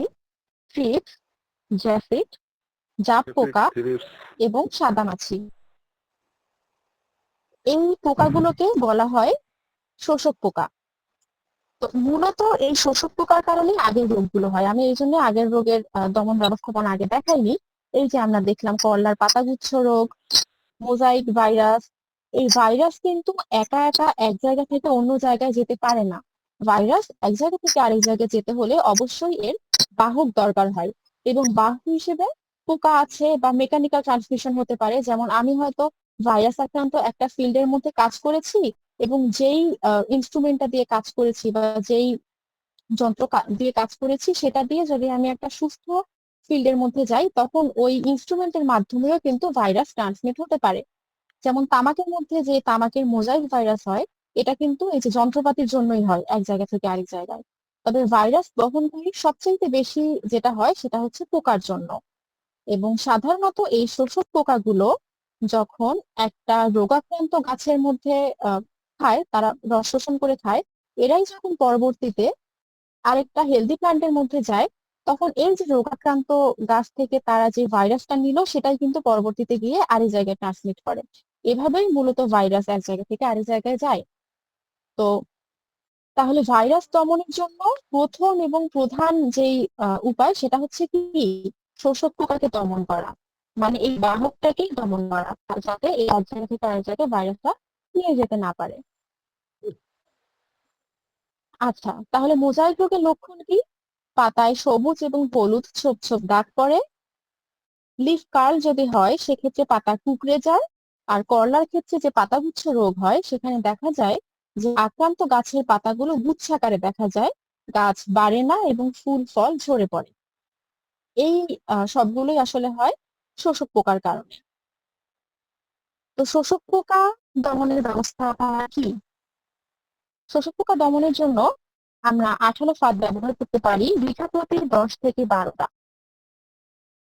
এছাড়া স্পাইরোটেট্রামেট গ্রুপের কথা লেখা আছে এখানে, মোভেন্টো বা বিনটা 1 মিলি পার লিটার হারে, এসিটামিপ্রিড, ইমিডাক্লোপ্রিড এগুলো আমরা ব্যবহার করতে পারি। তো সেক্ষেত্রে আমি একটু বলে রাখি যে আসলে পুরো স্প্রে শিডিউলটা কিরকম হওয়া দরকার। তো আমরা যদি দেখি যে মরিচ গাছের মধ্যে অনেক বেশি দেখা যায়, তাই না, যে পাতা কুঁকড়ে যায়। সাধারণত জি কিন্তু এই শোষক পোকাগুলো গাছের ইয়াঙ্গার লিফে অ্যাটাক করে, মানে গাছের যে কচি পাতাগুলো আছে সেখানে আগে অ্যাটাক করে। কারণ শোষক পোকাগুলো আসলে কি চায়, যে নরম যে পাতাগুলো আছে, শক্ত পাতা থেকে তো ওরা রস শোষণ করতে পারবে না, ওরা আগে নরম পাতাগুলোতে অ্যাটাক করে। আর নরম পাতা কথা কোনগুলো? ক্লিয়ার। যখন গাছের কচি পাতাগুলো থাকে। এই জন্যই দেখা যায় ভাইরাস আক্রান্ত রোগগুলো কিন্তু গাছের উপরের দিকের পাতায় দেখা যায়। তো সাধারণত এরা কচি পাতায় অ্যাটাক করে এবং ওই জায়গাটাই এরকম হয়ে যায়, পরবর্তীতে পুরো গাছে ছড়িয়ে পড়ে ভাইরাসটা। তো আমরা প্রতিরোধক হিসেবে ব্যবহার করতে পারি স্টিকি ট্র্যাপ বা আঠালো ফাঁদ।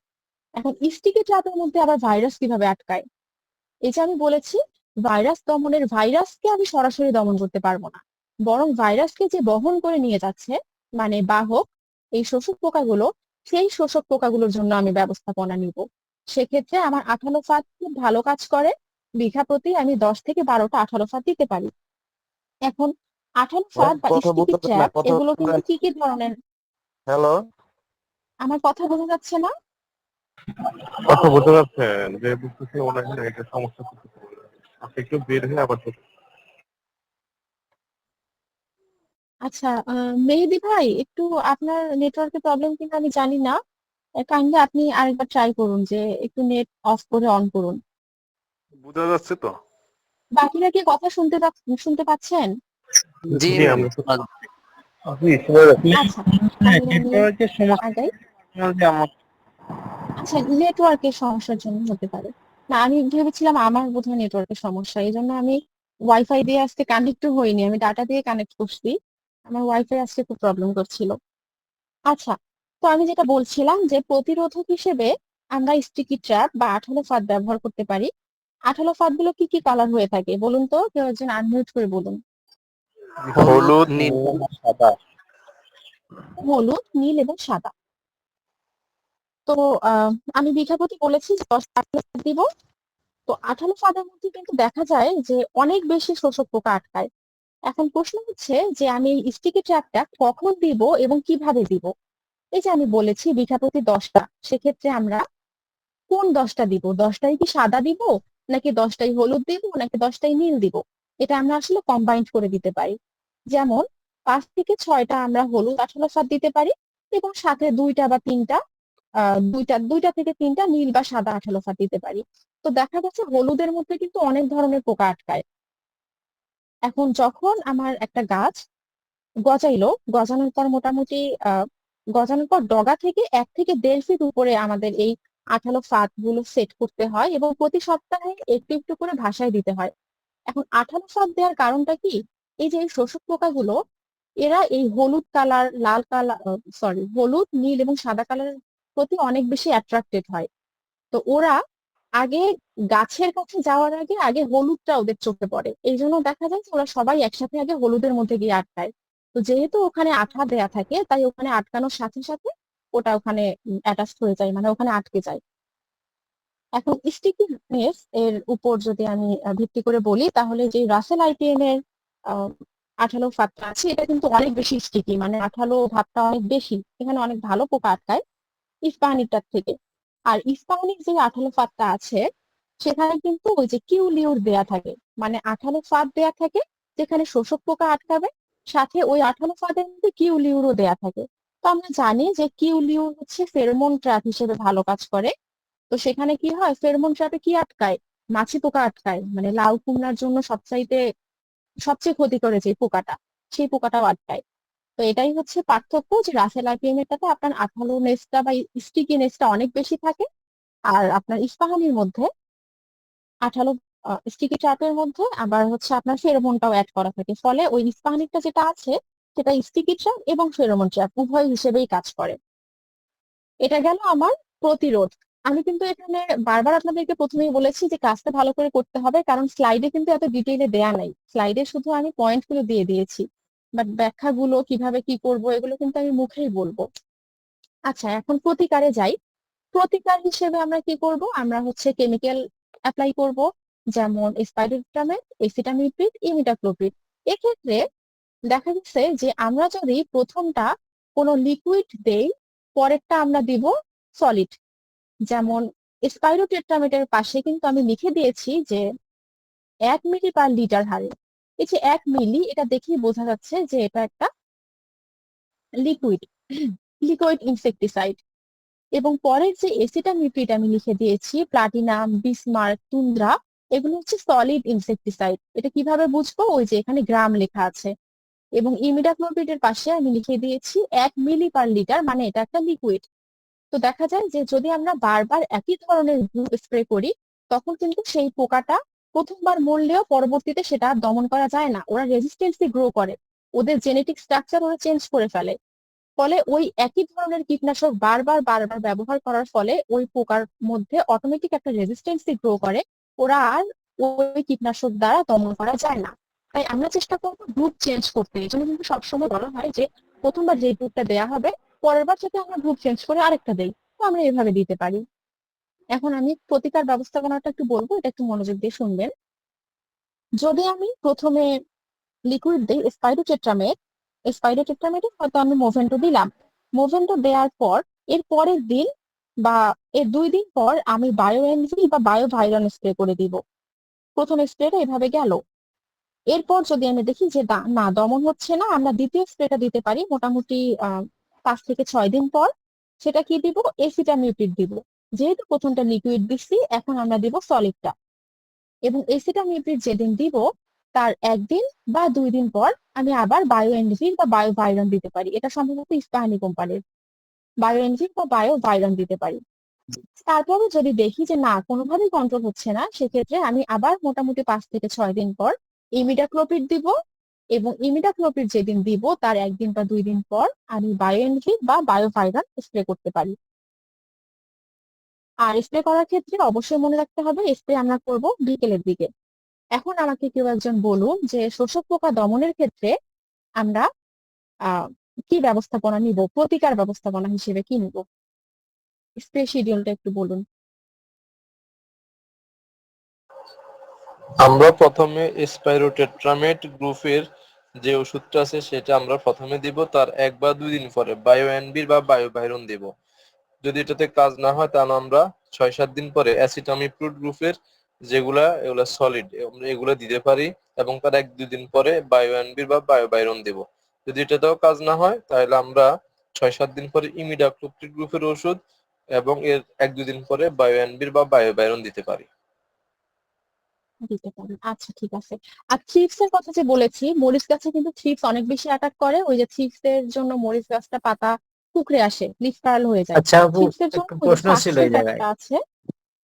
জি প্রশ্ন ছিল, যদি আমি জি ভাই স্পাইরোটেট্রামেন বা বলুন। এসিটাপ্রিমিড না ইউজ করে সরাসরি ইমিডাক্লোপিড দেই, হ্যাঁ, দেওয়ার 2-3 দিন হ্যাঁ পর যদি হ্যাঁ, বায়োএনভি বা বায়োভাইরান দিই, তাহলে কি কাজ করবে এক্ষেত্রে? অবশ্যই কাজ করবে। এখানে আমি তো শুধু মানে ওরকম সিকোয়েন্সে দেইনি, আমি শুধু নামগুলো অ্যাড করে দিয়েছি। আপনি মেইন কথা হচ্ছে আপনি গ্রুপ চেঞ্জ করে দিবেন। সেক্ষেত্রে আচ্ছা, আপনি ইমিডাক্লোপিড আগে দিতে ইমিডাক্লোপিড পারেন, আমি একটা কথা তারপর বলি। জি ইমিডাক্লোপিড বোতলে যে আপনার ইনস্ট্রাকশনটা দেওয়া থাকে, ম্যাক্সিমাম মধ্যে জি সব কোম্পানি 0.5 ml দেওয়া থাকে, আচ্ছা, হ্যাঁ।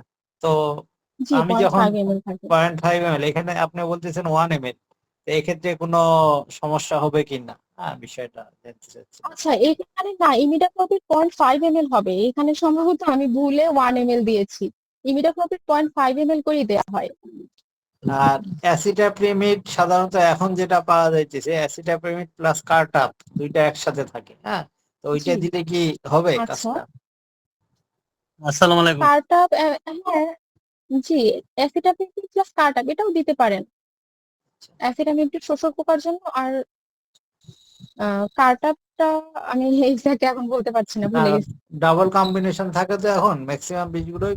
ডাবল হ্যাঁ, হ্যাঁ, কম্বিনেশন। হ্যাঁ। আচ্ছা বেশি আচ্ছা সময় আমি যেটা ডাবল অ্যাড থাকে। করছি, অজয় ভাই যেটা বলছেন, সাধারণত এসিটাপ্রিমিড কার্টারটা ধানে ব্যবহার করা হয়, হ্যাঁ, ধানের জন্য কার্টার গ্রুপটা আচ্ছা, থাকে, আর সবজির ক্ষেত্রে এসিটাপ্রিমিডটা আমরা বেশি ব্যবহার করি, এটাই হচ্ছে পার্থক্য। আচ্ছা, থ্যাংক ইউ অরুণ ভাইয়া।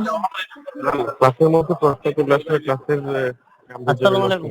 হ্যাঁ হ্যাঁ, আমরা পরে ক্লাস করতে ভালো হয়। শেষে প্রশ্ন নিলে আমার মনে হয় ক্লাসের ক্লাসের পরে গতিশীলতা থেমে থাকবে। হ্যাঁ, শেষের দিকে প্রশ্ন নিব সবাই আমরা।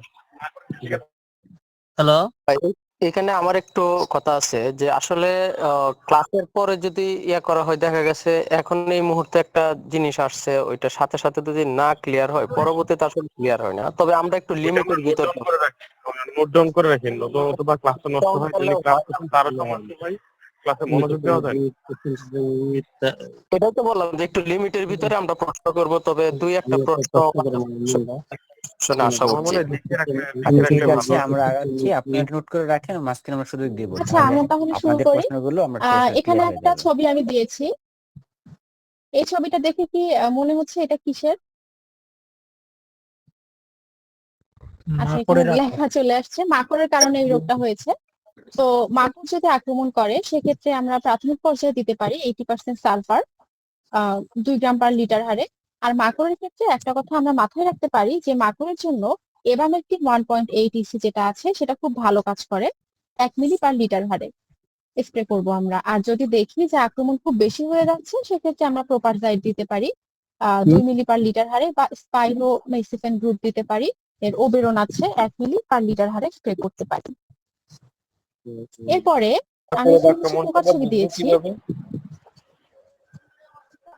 আচ্ছা, মাকড়ের আক্রমণ সাধারণত হয় যে পাতাটা একটু খেয়াল করে দেখবেন উল্টা দিক থেকে মরে গেছে, মানে একটু পাতাটার দিকে খেয়াল করেন, যেদিকে পাতা নর্মাল আছে তার উল্টা সারফেসের দিকে পাতাটা কোঁকড়া হয়ে যাচ্ছে, সাইড গুলো।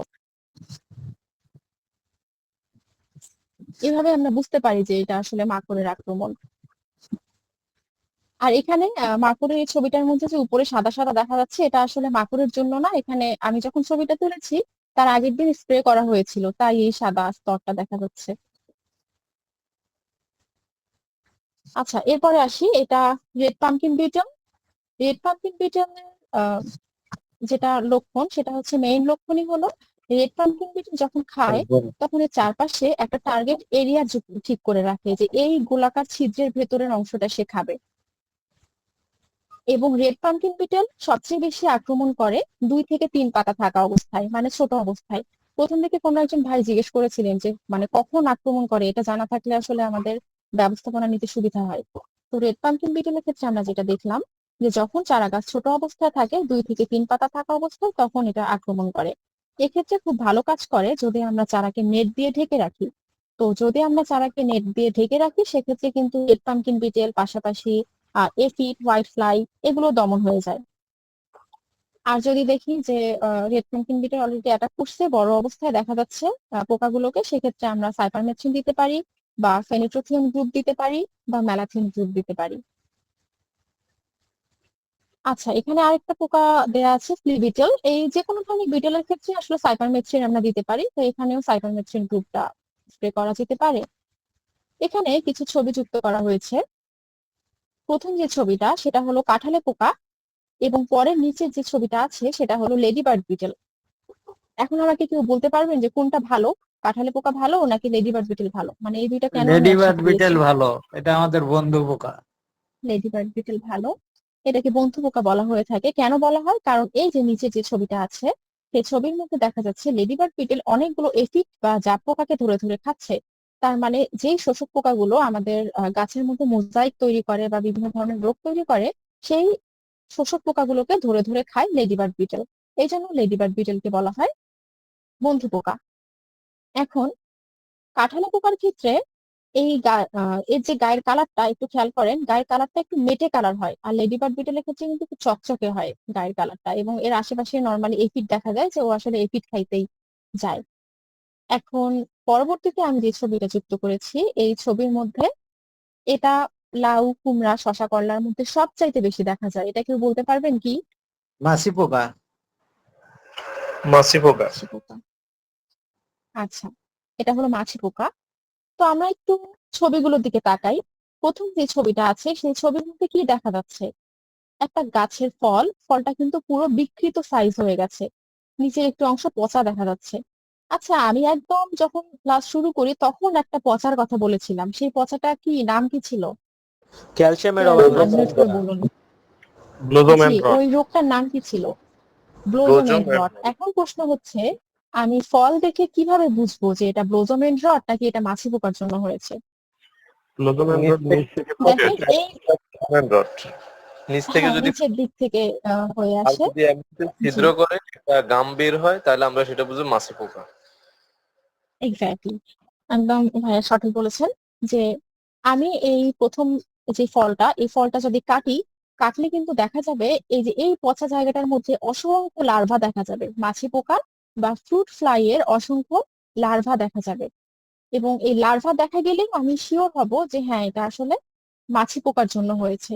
সেকেন্ড যে ছবিটা, সেখানে দেখা যাচ্ছে যে কষ বের হচ্ছে, তার মানে কিন্তু এই যে ফলের গা থেকে কষ বের হচ্ছে, এটা মাছি পোকার জন্য হয়ে থাকে।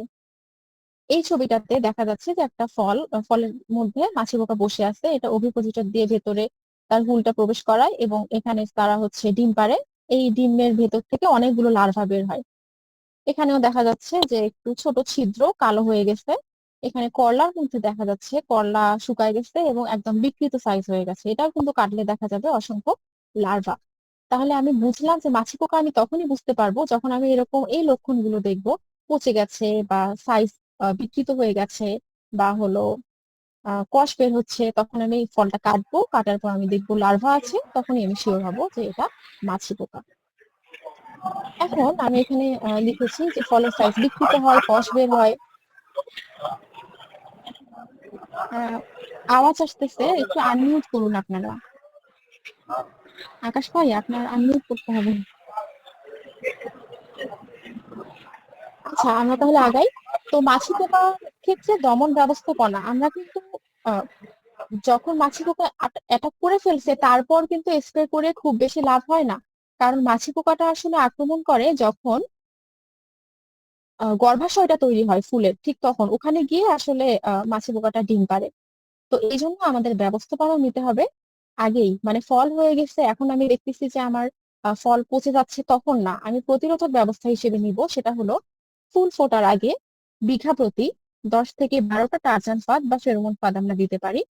সেক্ষেত্রে আমরা 8টা টারজান এবং 6টা ফেরোমন দিতে পারি। এবং ফুল ফোটার পর স্ত্রী পোকা দমনে আমরা সেরানক দিতে পারি। এটা সম্ভবত রাসেল আইপিএম এর সেরানক, এটা কিন্তু স্ত্রী পোকা দমনে হেল্প করে। আর যদি দেখি যে না, অ্যাটাক হয়ে গেছে, মাছি পোকা দেখা যাচ্ছে, তখন আমরা সাইপারমেথ্রিন দিতে পারি বা সাইপারমেথ্রিন প্লাস ক্লোরোপাইরিফাস দিতে পারি। তবে আমি বলবো যে আমরা সবসময় বলে থাকি মাছি পোকার জন্য আমরা সবসময় প্রতিরোধক ব্যবস্থা নিব, মানে হচ্ছে ফেরোমন ফাঁদের জন্য সবচেয়ে ভালো কাজ করে। সাইপারমেথ্রিন তো ততদিনে আপনার মাছি পোকার ভিতরে লার্ভা চলে গেছে, ততদিনে হচ্ছে ও ভিতরে যা ক্ষতি করার করেই ফেলতেছে। তাই আমরা সবসময় চেষ্টা করবো যে আগে ফেরোমন ফাঁদ বা টারজান ফাঁদটা দেওয়ার। এখানে একটা পাতার ছবি দেওয়া আছে, কেউ বলতে পারবেন যে এটা কি সমস্যা? Powdery mildew. Powdery mildew. আর কেউ?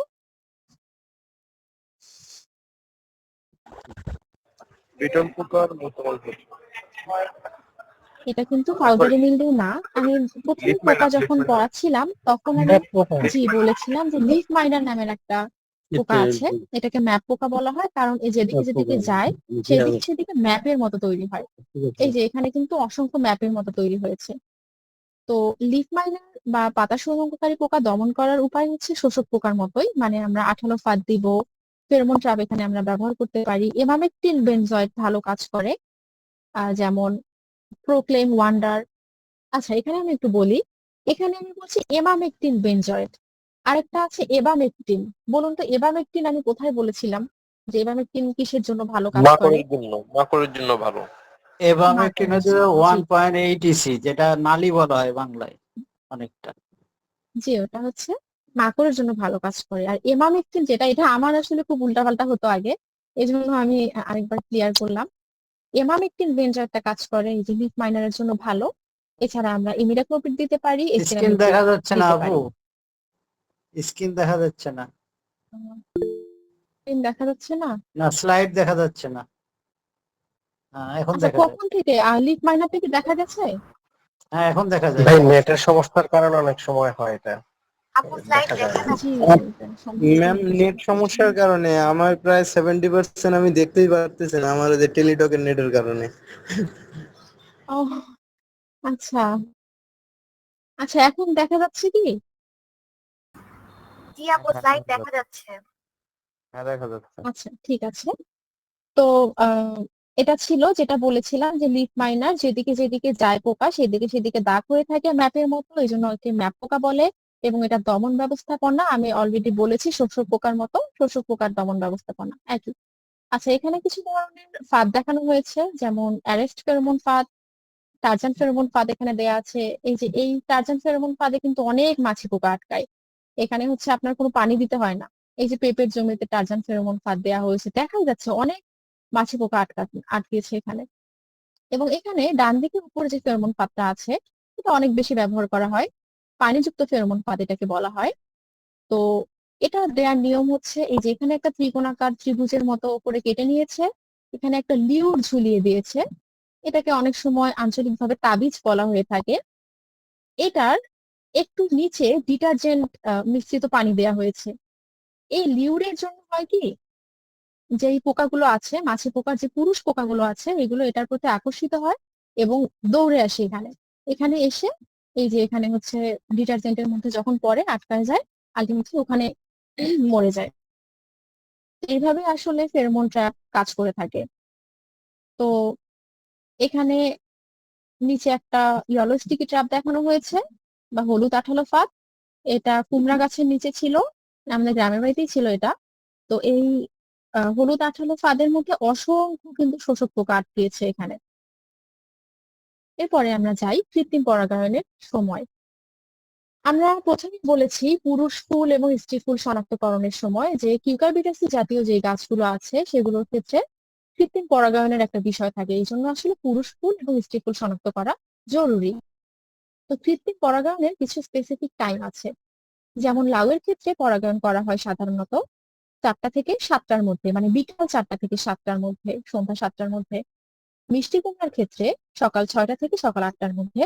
চাল কুমড়া এবং চিচিঙ্গার ক্ষেত্রে এটা করা হয় 9টা থেকে 6টা থেকে 9টার মধ্যে। পটলের মধ্যে 5টা থেকে 8টার মধ্যে, করলার ক্ষেত্রে 6টা থেকে 10টার মধ্যে। এবং কাকরুলের ক্ষেত্রে সাধারণত পুরুষ ফুল ভোর 6টা থেকে এবং স্ত্রী ফুল সকাল 6টা থেকে ফোটা শুরু করে। তো যখন ফুল ফোটা শুরু করবে তার মোটামুটি 12 ঘন্টার মাঝে আপনি হাত পরাগায়ন করতে পারেন। এখন আমাকে কেউ একজন বলুন যে আমি এই যে বলছি পরাগায়নটা করতে হয় কৃত্রিম পরাগায়ন, কিভাবে করব, এটার প্রসেসটা কি? কেউ কি জানেন? যে একটা পুরুষ ফুল নিব আমরা, যেটার পাপড়ি গুলাকে ফেলে দিয়ে পরাগদানে নিয়ে আমরা প্রতিটা স্ত্রী ফুলের যেখানে দেখা যাবে সেখানে আমরা হাত পরাগায়ন করে দিব। আচ্ছা, জি, এভাবে আমরা পরাগায়ন করতে পারি। হাত পরাগায়ন আচ্ছা, খুবই সহজ, হাত সেটা হচ্ছে ওই যে পরাগায়নটা কি? পাপড়িগুলো আমি ফেলে দিয়ে। বিষয়টা বুঝি না আপু, একটু বলতে চাচ্ছি। হ্যাঁ, মানে ওই ফুলটা নিয়ে যাও, ওই জি, ফুলটার উপর টাচ করাবো না ফেলে এমনি ধরে রাখবো? আসলে কি হাত পরাগায়নটা? আচ্ছা, টাচ করতে হবে। যে হাত পরাগায়নের ক্ষেত্রে আগে আমরা একটা পুরুষ ফুল নিব, পাপড়িগুলো ছিঁড়ে ফেলে দিব, এখন যে পার্টটা থাকবে সেখানে রেণুগুলো লেগে থাকে, এগুলো গিয়ে স্ত্রী ফুলের মধ্যে টাচ করতে হয়। তখন দেখা যায় যে ওটাই আসলে মানে এভাবে হাত পরাগায়নটা করে। আচ্ছা, থ্যাংক ইউ। ভাই, আমি কি বুঝাতে পেরেছি? হ্যাঁ, থ্যাংক ইউ। আচ্ছা, ওয়েলকাম। তো এটা টাইমটা একটু জরুরি, আপনারা চাইলে স্ক্রিনশট নিয়ে রাখতে পারেন। এই টাইম অনুযায়ী আমরা হাত পরাগায়ন করতে পারি। এখন আমাদের মোটামুটি সেশন এই পর্যন্ত ছিল। এখন আপনাদেরকে আমি বলেছিলাম প্রথমে যে আমি কিছু জিনিস রাখবো, যে আপনারা বলুন প্রথম সমস্যাটা কি। এখানে 3টা ছবি দেওয়া আছে, প্রথমে 1 2 3 করে মার্ক করা আছে। আপনারা চাইলে লিখতেও পারেন যে প্রথম সমস্যাটা কি, দ্বিতীয়টা কি, তৃতীয়টা কি। প্রথমটা দ্বিতীয়টা মানচিত্র পোকা। ডাউনি মিলডিউ, তৃতীয়টা মোজাইক ভাইরাস। প্রথমটা কি ভাই, বুঝি নাই, আরেকবার কাইন্ডলি বলুন। লিফ মাইনরের মতো দেখা যাচ্ছে। লিফ মাইনার, আচ্ছা। দ্বিতীয়টা? তৃতীয়টা শোষক পোকার কারণে এটা কুকড়ে গেছে আর কি, এটাকে ডাউনি মিলডিউ মনে হচ্ছে, ডাউনি আচ্ছা মিলডিউ। আর তৃতীয়টা আচ্ছা, হ্যাঁ, তৃতীয়টা? নিচের দিকে পাতা হলুদ হয়ে যাচ্ছে, এটা মোজাইক ভাইরাস। আচ্ছা, আমরা এবার একটু দেখি। প্রথম যেই 1 নাম্বার ছবিতে যেটা আছে অনেক সাদা দাগ দেখা যাচ্ছে। ভাই ঠিক বলেছেন, এটা আসলে ম্যাপ পোকার কারণে বা লিফ মাইনারের কারণে স্পষ্ট একটা সাদা দাগ দেখা যাচ্ছে। এখন আমাকে কেউ একজন আনমিউট করে বলুন যে ম্যাপ পোকার জন্য আমি ব্যবস্থাপনা কি দিব? যে কোনো একটা কেমিক্যালের নাম বললেই হবে। Benzoate, emamectin benzoate. ইমরান ভাই আপনি বাদে, এবার অন্য কাউকে একটু বলি। ভাই আপনি রেসপন্স করতেছেন, আর কেউ কেন করছেন না? হাইপারমেথিন গ্রুপ। ম্যাপ পোকার জন্য আমি বলেছিলাম এমামেকটিন শোষক পোকা, বেনজোয়েট গ্রুপের কিছু আছে। যেরকম হয় আর কি। জি, এমামেকটিন বেনজয়েড দিতে পারি এক্স্যাক্টলি। আচ্ছা, দ্বিতীয় যে ছবিটা, সেই ছবিটার মধ্যে ভাই বলেছেন যে ডাউনি মিলডিউ মনে হচ্ছে, আবার শোষক পোকা মনে হচ্ছে। এটা ঠিক, এবং এটা আমাদের সবার মাথায় রাখতে হবে। যখন আমরা পড়ি তখন কিন্তু আমরা একটা একটা করে রোগ করি বা একটা একটা করে পোকার আক্রমণ করি, কিন্তু যখন ফিল্ডে হয় বা সত্যি সত্যি আমি যখন ফিল্ডে যাই তখন কিন্তু এরকম একটা গাছে যে একটাই রোগ হয় বিষয়টা এমন না। একটা গাছে বেশ কয়েক ধরনের সমস্যা হতে পারে। যেটা এখানে 2 নাম্বার ছবিতে দেখা যাচ্ছে, উপরের যে এই ছবিটা, এটা হচ্ছে পাতা কুঁকড়ে গেছে, এটা শোষক পোকার জন্য হয়েছে, থ্রিপসের কারণে। এবং নিচে একটা ছবি দেখা যাচ্ছে যে পাতার মধ্যে হলুদ হলুদ দাগ দেখা যাচ্ছে, এটা হলো ডাউনি মিলডিউ এর জন্য হয়েছে। এখন আমাকে কেউ বলুন ডাউনি মিলডিউ এর জন্য আমি কি দিব, আর উপরে যে থ্রিপস এর জন্য আমি কি দিব? মানে 2 নাম্বার যে সমস্যা, এটার ব্যবস্থাপনা কি? যে কোনো একটা সমাধান বললেই হবে। রিডোমিল গোল্ড দিতে পারি আমরা ডাউনি মিলডিউর জন্য, আর শোষক ওটার জন্য আমরা দিতে পারি এই মাকড়ের জন্য এমামেকটিন দিতে পারি আমরা। শোষক পোকার জন্য জি এমামেকটিন দেয়া যেতে পারে, তবে ডাউনি মিলডিউর জন্য রিডোমিল গোল্ড প্রতিরোধক হিসেবে ভালো কাজ করে। এখানে কিন্তু অলরেডি আমার হয়ে গেছে, গাছের মধ্যে দেখা যাচ্ছে যে ডাউনি মিলডিউ দেখা গেছে, মানে আমার এখন প্রতিকারমূলক ব্যবস্থা নিতে হবে। সেক্ষেত্রে আমরা মাইক্রা দিতে পারি, মিস্টার দিতে পারি, এগুলো ব্যবহার করা যেতে পারে। এখন আমাকে কেউ বলুন যে তৃতীয় ছবিটা কি মনে হচ্ছে? নাইট্রোজেনের অভাব। একজন বলেছিলেন মোজাইক, আর নাইট্রোজেনের অভাব। নাইট্রোজেনের অভাব। জি, এখানে কিন্তু আমরা যদি পাত্রটার দিকে খেয়াল করি তাহলে একটু দেখুন, পাত্রটা কিন্তু অনেক ছোট, আর সেই হিসেবে গাছটা কিন্তু যথেষ্ট বড় হয়ে গেছে। মানে গাছের যতটুকু পুষ্টি প্রয়োজন সে কিন্তু ততটুকু পুষ্টি পাচ্ছে না। এই জন্য এখানে পুষ্টির অভাবজনিত লক্ষণ দেখা যাচ্ছে। সেটা হলো গাছের নিচের পাতাগুলো হলুদ হয়ে যাচ্ছে, অর্থাৎ নাইট্রোজেনের অভাব। এখানে এই ছবিটা দেখে কি মনে হচ্ছে? একটা ফুলের ছবি দেখা যাচ্ছে।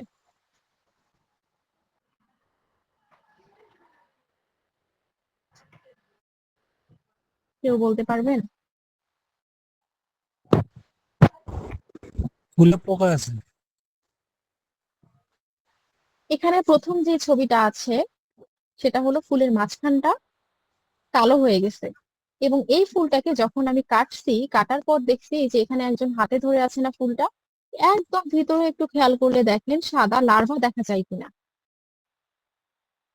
জি ম্যাডাম, জি দেখা জি যাচ্ছে।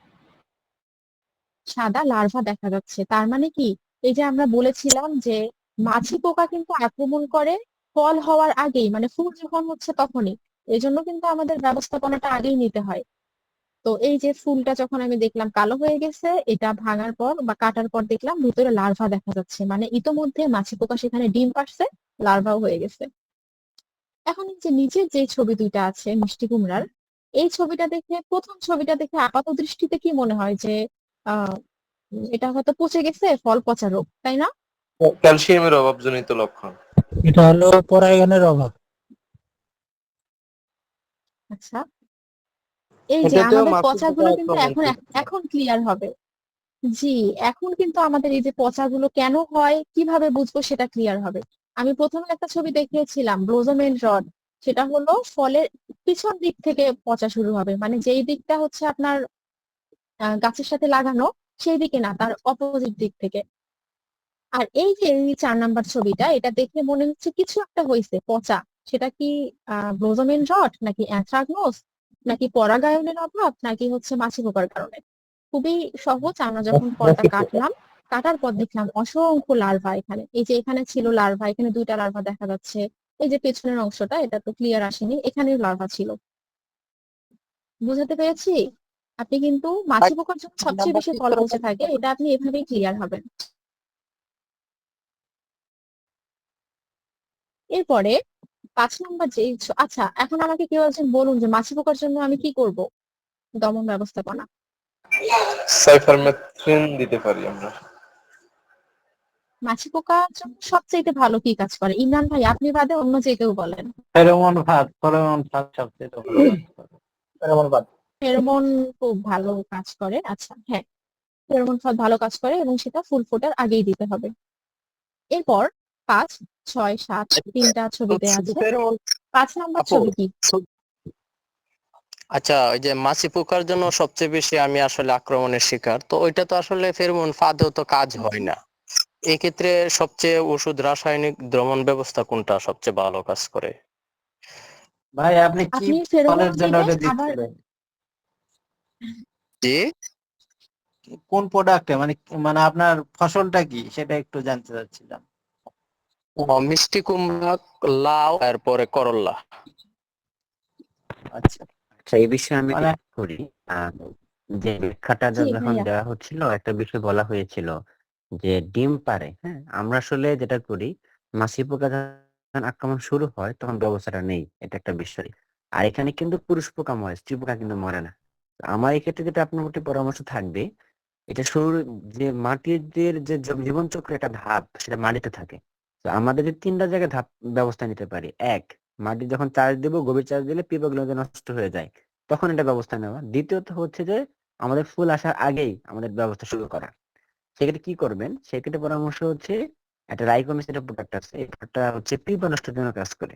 তো যখন মাটি শোধন করবেন তখন যদি লাইকোমিসটা ব্যবহার করা যায়, তাহলে পিঁপড়ার জন্য কাজ হবে। দ্বিতীয়ত, যদি হচ্ছে আমাদের ফুল ফোটার আগেই আমরা ফেরোমন সেট করে ফেলতে পারি, তাহলে দেখা যাবে যে আপনার মোটামুটি আপনার বংশবিস্তার জায়গাটা অনেকটাই কমে যাবে। তবে হ্যাঁ, জৈব কখন 100% হয় না, সেক্ষেত্রে আপনাকে 10% নষ্ট হবে ধরে নিতে হবে।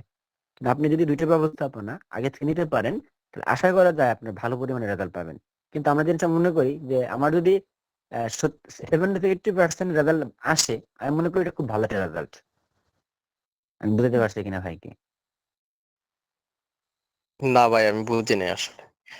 অনেকটা বুঝছি, কিন্তু রাসায়নিক আচ্ছা দমন যে এটা, এই বিষয়টা বললেন, ওই যে মাটিতে লাইকোম্যাক্স বললেন, আরেকটা কি বলছিলেন যেন? আচ্ছা আচ্ছা, আমি বলছিলাম এটাই যে এটা জীবন চক্রের 3টা ধাপ। সে মাটিতে থাকে পিউপা। হ্যাঁ, পিউপা থেকে মাছি হয়। সেই মাছিটা ডিম পারে হচ্ছে ফলের গায়ে, ফলের মধ্যে, যেটা চিপোকা। তা আমরা যদি পিঁপড়া নষ্ট করে দিতে পারি, তাহলে পরবর্তীতে এটা থেকে বড় মাছি হবে না। পিঁপড়া নষ্ট করতে হবে। পিঁপড়া নষ্ট করার জন্য বলছি 2টা উপায়। একটা হচ্ছে পানি দিয়ে ফেলা, পানি দিলে পিঁপড়া নষ্ট হয়ে যায়। আর গভীর চাষ দেওয়া, গভীর চাষ দিলে এগুলো মাটির উপরে উঠে আসে তখন চাষ দিলে। কিন্তু এটা তো ধরেন এমনি হিসাবে আমরা দেই, তাও তো নষ্ট হয় না, তাই না? নাও হতে পারে। সেক্ষেত্রে আমরা বলি লাইকোম্যাক্স। হ্যাঁ, একটা বায়ো প্রোডাক্ট। এটা হচ্ছে এই পিঁপড়া নষ্ট করার জন্য কাজ করে। তাহলে আমরা প্রথমে মাটি শোধনের যদি করে ফেলি লাইকোম্যাক্স দিয়ে, তাহলে আমাদের 2টা কাজই হয়ে গেল। গভীর চাষ দিব, লাইকোম্যাক্স দিয়ে দিব, তাহলে আমাদের মাটিতে পিঁপড়া নষ্ট হয়ে গেল, 1 নম্বর কাজ। তারপরেও কি হতে পারে, মাছি পোকা হতে পারে। তো সেক্ষেত্রে আমরা কি করব, ফুল ফোটার আগেই আমরা ফেরোমন জ্বালাই দেব, যাতে আমাদের পুরুষ পোকাগুলো আগেই মেরে ফেলতে পারি। হ্যাঁ, তারপরেও কিছু পোকা আপনার আক্রমণ করবে। আমি বলছি যে 10% আপনাকে সবসময় ধরে নিতে হবে, এটা আপনার লস হবে। এটা যদি 10% নষ্ট হয়, খুব আহামরি কোনো নষ্ট না।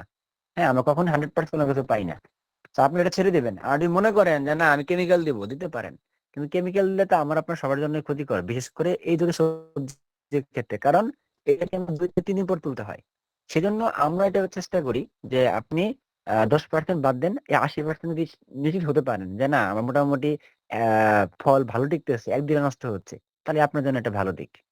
কিন্তু যদি কোনো কারণে মনে হয় যে না আপনার আসলে মানে টিকতেছেই না, বেশিবার নষ্ট করে ফেলতেছে সবকিছু দেওয়ার পরেও, তখন আপনি কেমিক্যালে যাবেন।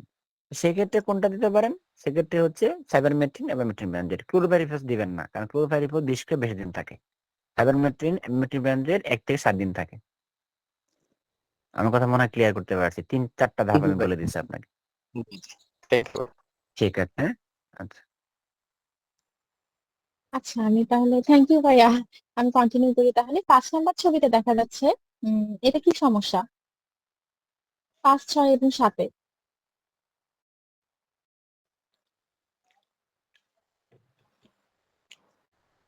নাম্বার তো হচ্ছে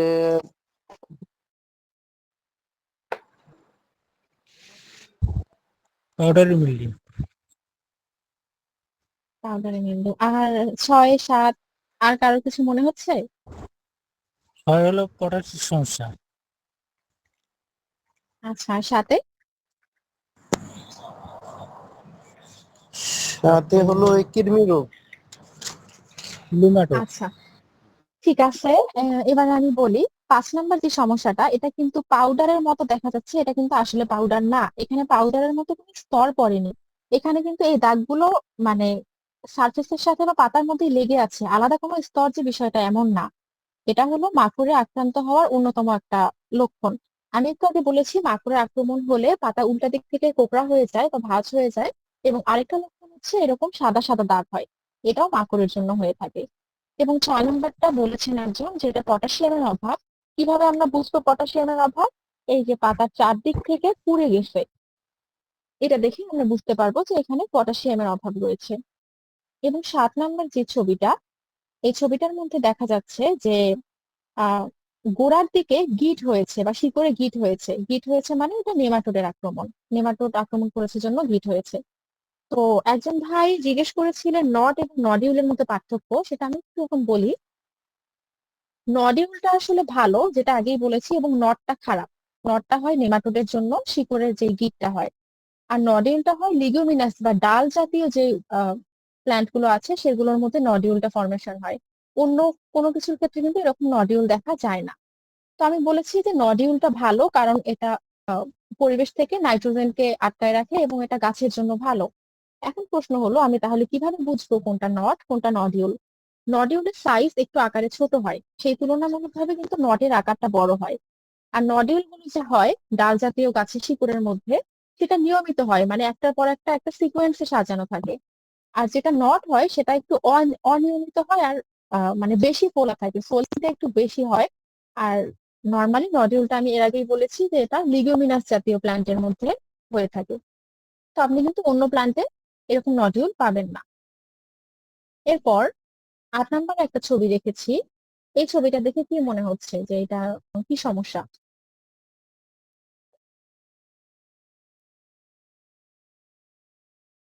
অ্যানথ্রাক্সনোজ।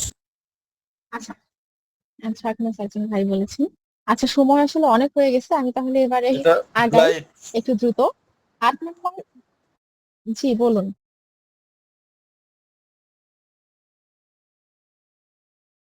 আচ্ছা, 8 নম্বর যে ছবিটা দেখা যাচ্ছে এবং 9 নম্বর যেটা দেখা যাচ্ছে, দুইটাই কিন্তু আসলে উম গামোসিস, মানে হচ্ছে কাণ্ড ফাটা রোগ। তো আমি যখন গামোসিস আপনাদেরকে প্রথমে পড়ালাম তখন কিন্তু আমি বলেছি যে গামোসিসের অন্যতম প্রধান লক্ষণ, প্রথমে পাতার মধ্যে পানি ভেজা দাগ দেখা যায় এবং পাতাটা এক সাইড থেকে পুড়ে আসা শুরু করে। এটা কিন্তু প্রথমে আমিও দেখে ভেবেছিলাম যে এটা অ্যানথ্রাকনোজ, কিন্তু গামোসিসের লক্ষণই হচ্ছে এটা আসলে, যে পাতার এক সাইড থেকে পোড়া শুরু করে এবং এইভাবে সামনের দিকে পোড়াটা আগায়। আর 9 নম্বর যে ছবিটা সেটা হচ্ছে দেখা যাচ্ছে কাণ্ডটা ফেটে গেছে এবং কাণ্ড থেকে গাম বের হচ্ছে। নিচে যে ছবিটা আছে এখানেও বোঝা যাচ্ছে যে লালচে ধরনের গাম বের হচ্ছে। এখন আমাকে কেউ শুধু বলবেন যে গামোসিসের জন্য আমরা কি দিয়ে থাকি, কি ব্যবহার করি? কপার অক্সি যে কোনো ক্লোরাইড একটা নাম অথবা বললেই হবে। কপার অক্সি ক্লোরাইড অথবা আরেকটা কি যেন পেস্টের কথা বলছিলেন অথবা মনে নাই। বদ্ধ পেস্ট। আচ্ছা, আমরা ম্যানকোজেব প্লাস মেটালিক্সিন দিতে পারি, আর প্রতিরোধক হিসেবে আমরা বোরডো পেস্ট দিতে পারি। আচ্ছা, এখানে একটা পোকার ছবি রেখেছি, এই পোকাটার নাম কি?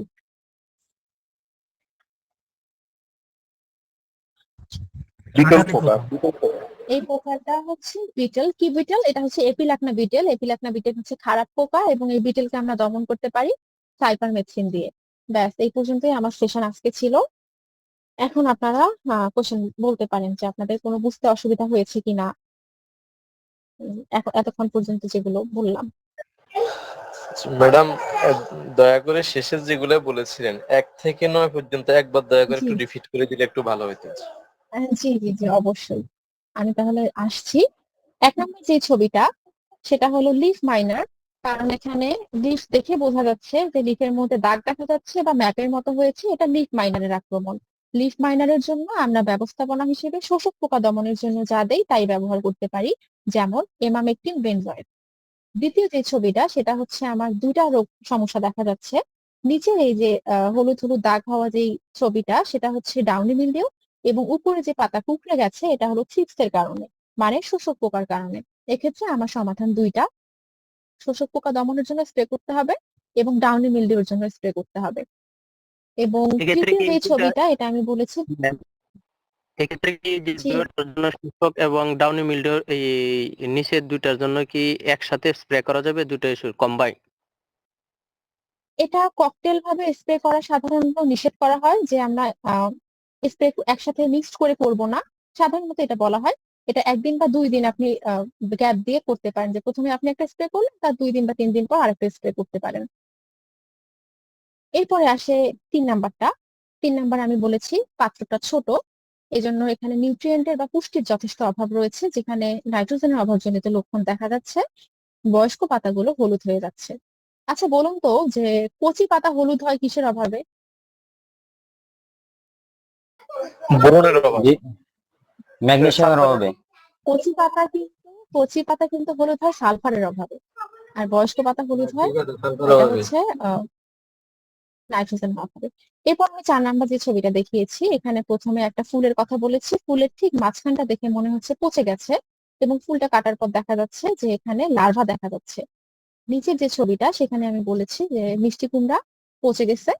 এটা কনফিউশন হতে পারে যে ফল পচা রোগ নাকি হচ্ছে ব্লোজোমেন রড নাকি মাছি পোকার জন্য। আমি বলেছি এটা যখন আমি কাটবো, কাটার পর দেখবো এখানে অনেকগুলো লার্ভা দেখা যাচ্ছে, মানে মাছি পোকার জন্য আমাকে ব্যবস্থাপনা নিতে হবে। মাছি পোকার জন্য ভাইয়া এতক্ষণ খুব সুন্দর করে বলেছে, আশা করি আর বলতে হবে না। এরপর আমি বলেছি 5 নাম্বার মাকড়ের জন্য হয়েছে। মাকড়ের জন্য এরকম সাদা সাদা দাগ অনেক সময় পড়ে থাকে, এবং এটা আমরা মাকড়ের জন্য এবামেকটিন দিতে পারি। 6 নাম্বার বলেছি যে এখানে পাতার চারদিক থেকে পুড়ে আসছে, তার মানে এটা বয়স্ক পাতার চারদিক থেকে পুড়ে আসছে, তার মানে এটা পটাশিয়ামের অভাব। 7 নাম্বার আমি বলেছি যে শিকড়ের মধ্যে গিট দেখা যাচ্ছে, এই গিটটা হয় নেমাটোডের কারণে। আমি বলেছিলাম যে মেলোডোবেরিন নামক একটা নেমাটোডের কারণে এই গিট দেখা যায়। তো এখানে আমাকে নেমাটোড দমন ব্যবস্থাপনা নিতে হবে, যেমন ফিপ্রোনিল, রাগবি মানে কার্ডিসপস গ্রুপের রাগবি, এগুলো আমরা দিতে পারি। এরপর আমি বলেছি 8 নাম্বার এটা, এখানে পাতার এক সাইড থেকে পুড়ে আসছে এবং একবারে বড় করে পুড়ে আসতেছে। তো অ্যানথ্রাকনোজ যদি হয়, অ্যানথ্রাকনোজের কারণে কিন্তু পাতা অনিয়তাকার ভাবে মানে পুড়ে যায়, বা স্পট দেখা যায় আগে ছোট ছোট এরকম, এখানে একটা এখানে একটা এখানে একটা এখানে একটা, যেটা আমি তরমুজের একটা ছবির মধ্যে দেখিয়েছিলাম। পাতার মধ্যে অনিয়মিত অনেকগুলো দাগ হয়। আর এখানে যেটা হচ্ছে যে কোনো এক সাইড থেকে পোড়া শুরু হয়ে একদম ভেতরের দিকে চলে আসছে, এটা হলো আমার গামোসিসের অন্যতম একটি লক্ষণ। আর গামোসিস তো আমি আরো বেশি শিওর হতে পারি যখন আমি দেখবো কাণ্ডর মধ্য থেকে কষ বের হচ্ছে বা কাণ্ডটা ফেটে যাচ্ছে। এরপর আমি বলেছি যে এখানে দুইটা ছবি, পোকার ছবি। এই ছবিটা হচ্ছে এপিলাকনা বিটল। কিভাবে বুঝলাম এপিলাকনা বিটলটা লেডিবার্ড বিটল? এপিলাকনা বিটলের গায়ের কালারটা এই যে এরকম মেটে কালার হয়, এবং এবং এপিলাকনা বিটলের যেই টিউপাটা সেটার শরীরটা কিন্তু এরকম কাঁঠালের মতো থাকে, মানে কাঁঠালে পোকার এরকম অনেকগুলো কাটা কাটার মতো থাকে। আমরা বলেছি যে বিটেলের জন্য আমরা সাইপারমেথ্রিন গ্রুপ সাজেস্ট করি। ক্লোরোপাইরিফাসের ভাইয়া যেটা বললো রেসিডুয়াল ইফেক্ট অনেক বেশি, এই জন্য আমরা ক্লোরোপাইরিফাস ব্যবহার করবো না সবজির ক্ষেত্রে, আমরা এখানে সাইপারমেথ্রিন ব্যবহার করতে পারি। ভাই ক্লিয়ার হয়েছে কি? ম্যাডাম জি, ধন্যবাদ ম্যাডাম। আরেকটাই হয়েছে ধন্যবাদ। এমাবেকটিন আর এবামেকটিন এই দুইটার মধ্যে যে পার্থক্যটা বলছিলেন এটা একটু আবার বলেন। আচ্ছা, আমি যেটা বলেছি এবামেকটিন, এবামেকটিন 1.8 ইসি, যেটা এবামেকটিনটা কাজ করে মাকড়ের জন্য, আর এমামেকটিন যেটা সেটা হচ্ছে শোষক পোকার জন্য। ওয়ান্ডা, ডিক্লেয়ার, প্রোক্লেম এগুলো আছে এমামেকটিনের। আর এবামেকটিন যেটা সেটা আমি বলেছি যে এটা হলো মাকড়ের জন্য ভালো কাজ করে এবামেকটিন, যেটা আছে। আর এমামেকটিনের সাথে কিন্তু একটা বেনজয়েড আছে, এমামেকটিন বেনজয়েড। জি ম্যাডাম। আচ্ছা, এই বেনজয়েডটা কি ওই ও আচ্ছা আচ্ছা ওইটার জন্য, হ্যাঁ ঠিক। ঠিক আছে ম্যাডাম, বুঝছি। এবং একটি যেটা এটা মাকড়ের জন্য। আচ্ছা, ঠিক আছে। আর কেউ? জি ম্যাডাম, আমার 3টা প্রশ্ন আছে। জি, জি, আমরা বলুন। আমরা যখন গাছের মধ্যে এই যে ছত্রাকনাশক দিই, অনেক সময় দেখা যায় গাছের গ্রোথটা কমে যায়। সেক্ষেত্রে কমে গেলে এটাকে আমরা কিভাবে দ্রুত রিকভারি করতে পারি, মানে এটার গ্রোথটা যাতে আবার ফিরে আসে দ্রুত, এই একটা প্রশ্ন আমার। দ্বিতীয় প্রশ্নটা হচ্ছে, আমরা যে আচ্ছা, সলিড যেগুলো আমরা দিব ওগুলা তো পাউডার, তো এটাকে আমরা কিভাবে পরিমাপ করব সহজে, যে এটা 1 গ্রাম বা 5 গ্রাম বা 10 গ্রাম, এটা একটু সহজ কোনো পদ্ধতি আছে কিনা? আর আরেকটা কোশ্চেন হচ্ছে, এই সাইফারমেথ্রিন এটা যদি আমরা গাছে স্প্রে করি, করার পরে কিন্তু আমাদের উপকারী পোকাগুলো অর্থাৎ মৌমাছি কিন্তু অনেকদিন আসে না, অর্থাৎ পরাগায়নটা অনেক কমে যায়। সেক্ষেত্রে সাইফারমেথ্রিন ছাড়া আর বিকল্প ভালো কোনো উপায় আছে কিনা? এই 3টা প্রশ্ন।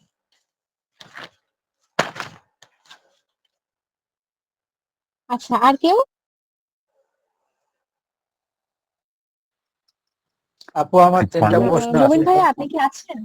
হ্যাঁ, আমি অ্যাড করতেছি এই বিষয়ে। প্রথমত হচ্ছে যে জি ভাইয়া। আমাদের যতগুলো কীটনাশক আছে, কীটনাশক মানে যারা বিশেষ করে বোরার টাইপ বা যারা হচ্ছে কাটিং টাইপ যে পেস্ট গুলো আছে, যারা পাতা কেটে ফেলে, ফল কেটে ছিদ্র করে ফেলে, এদের জন্য অনেকগুলো কীটনাশক আছে।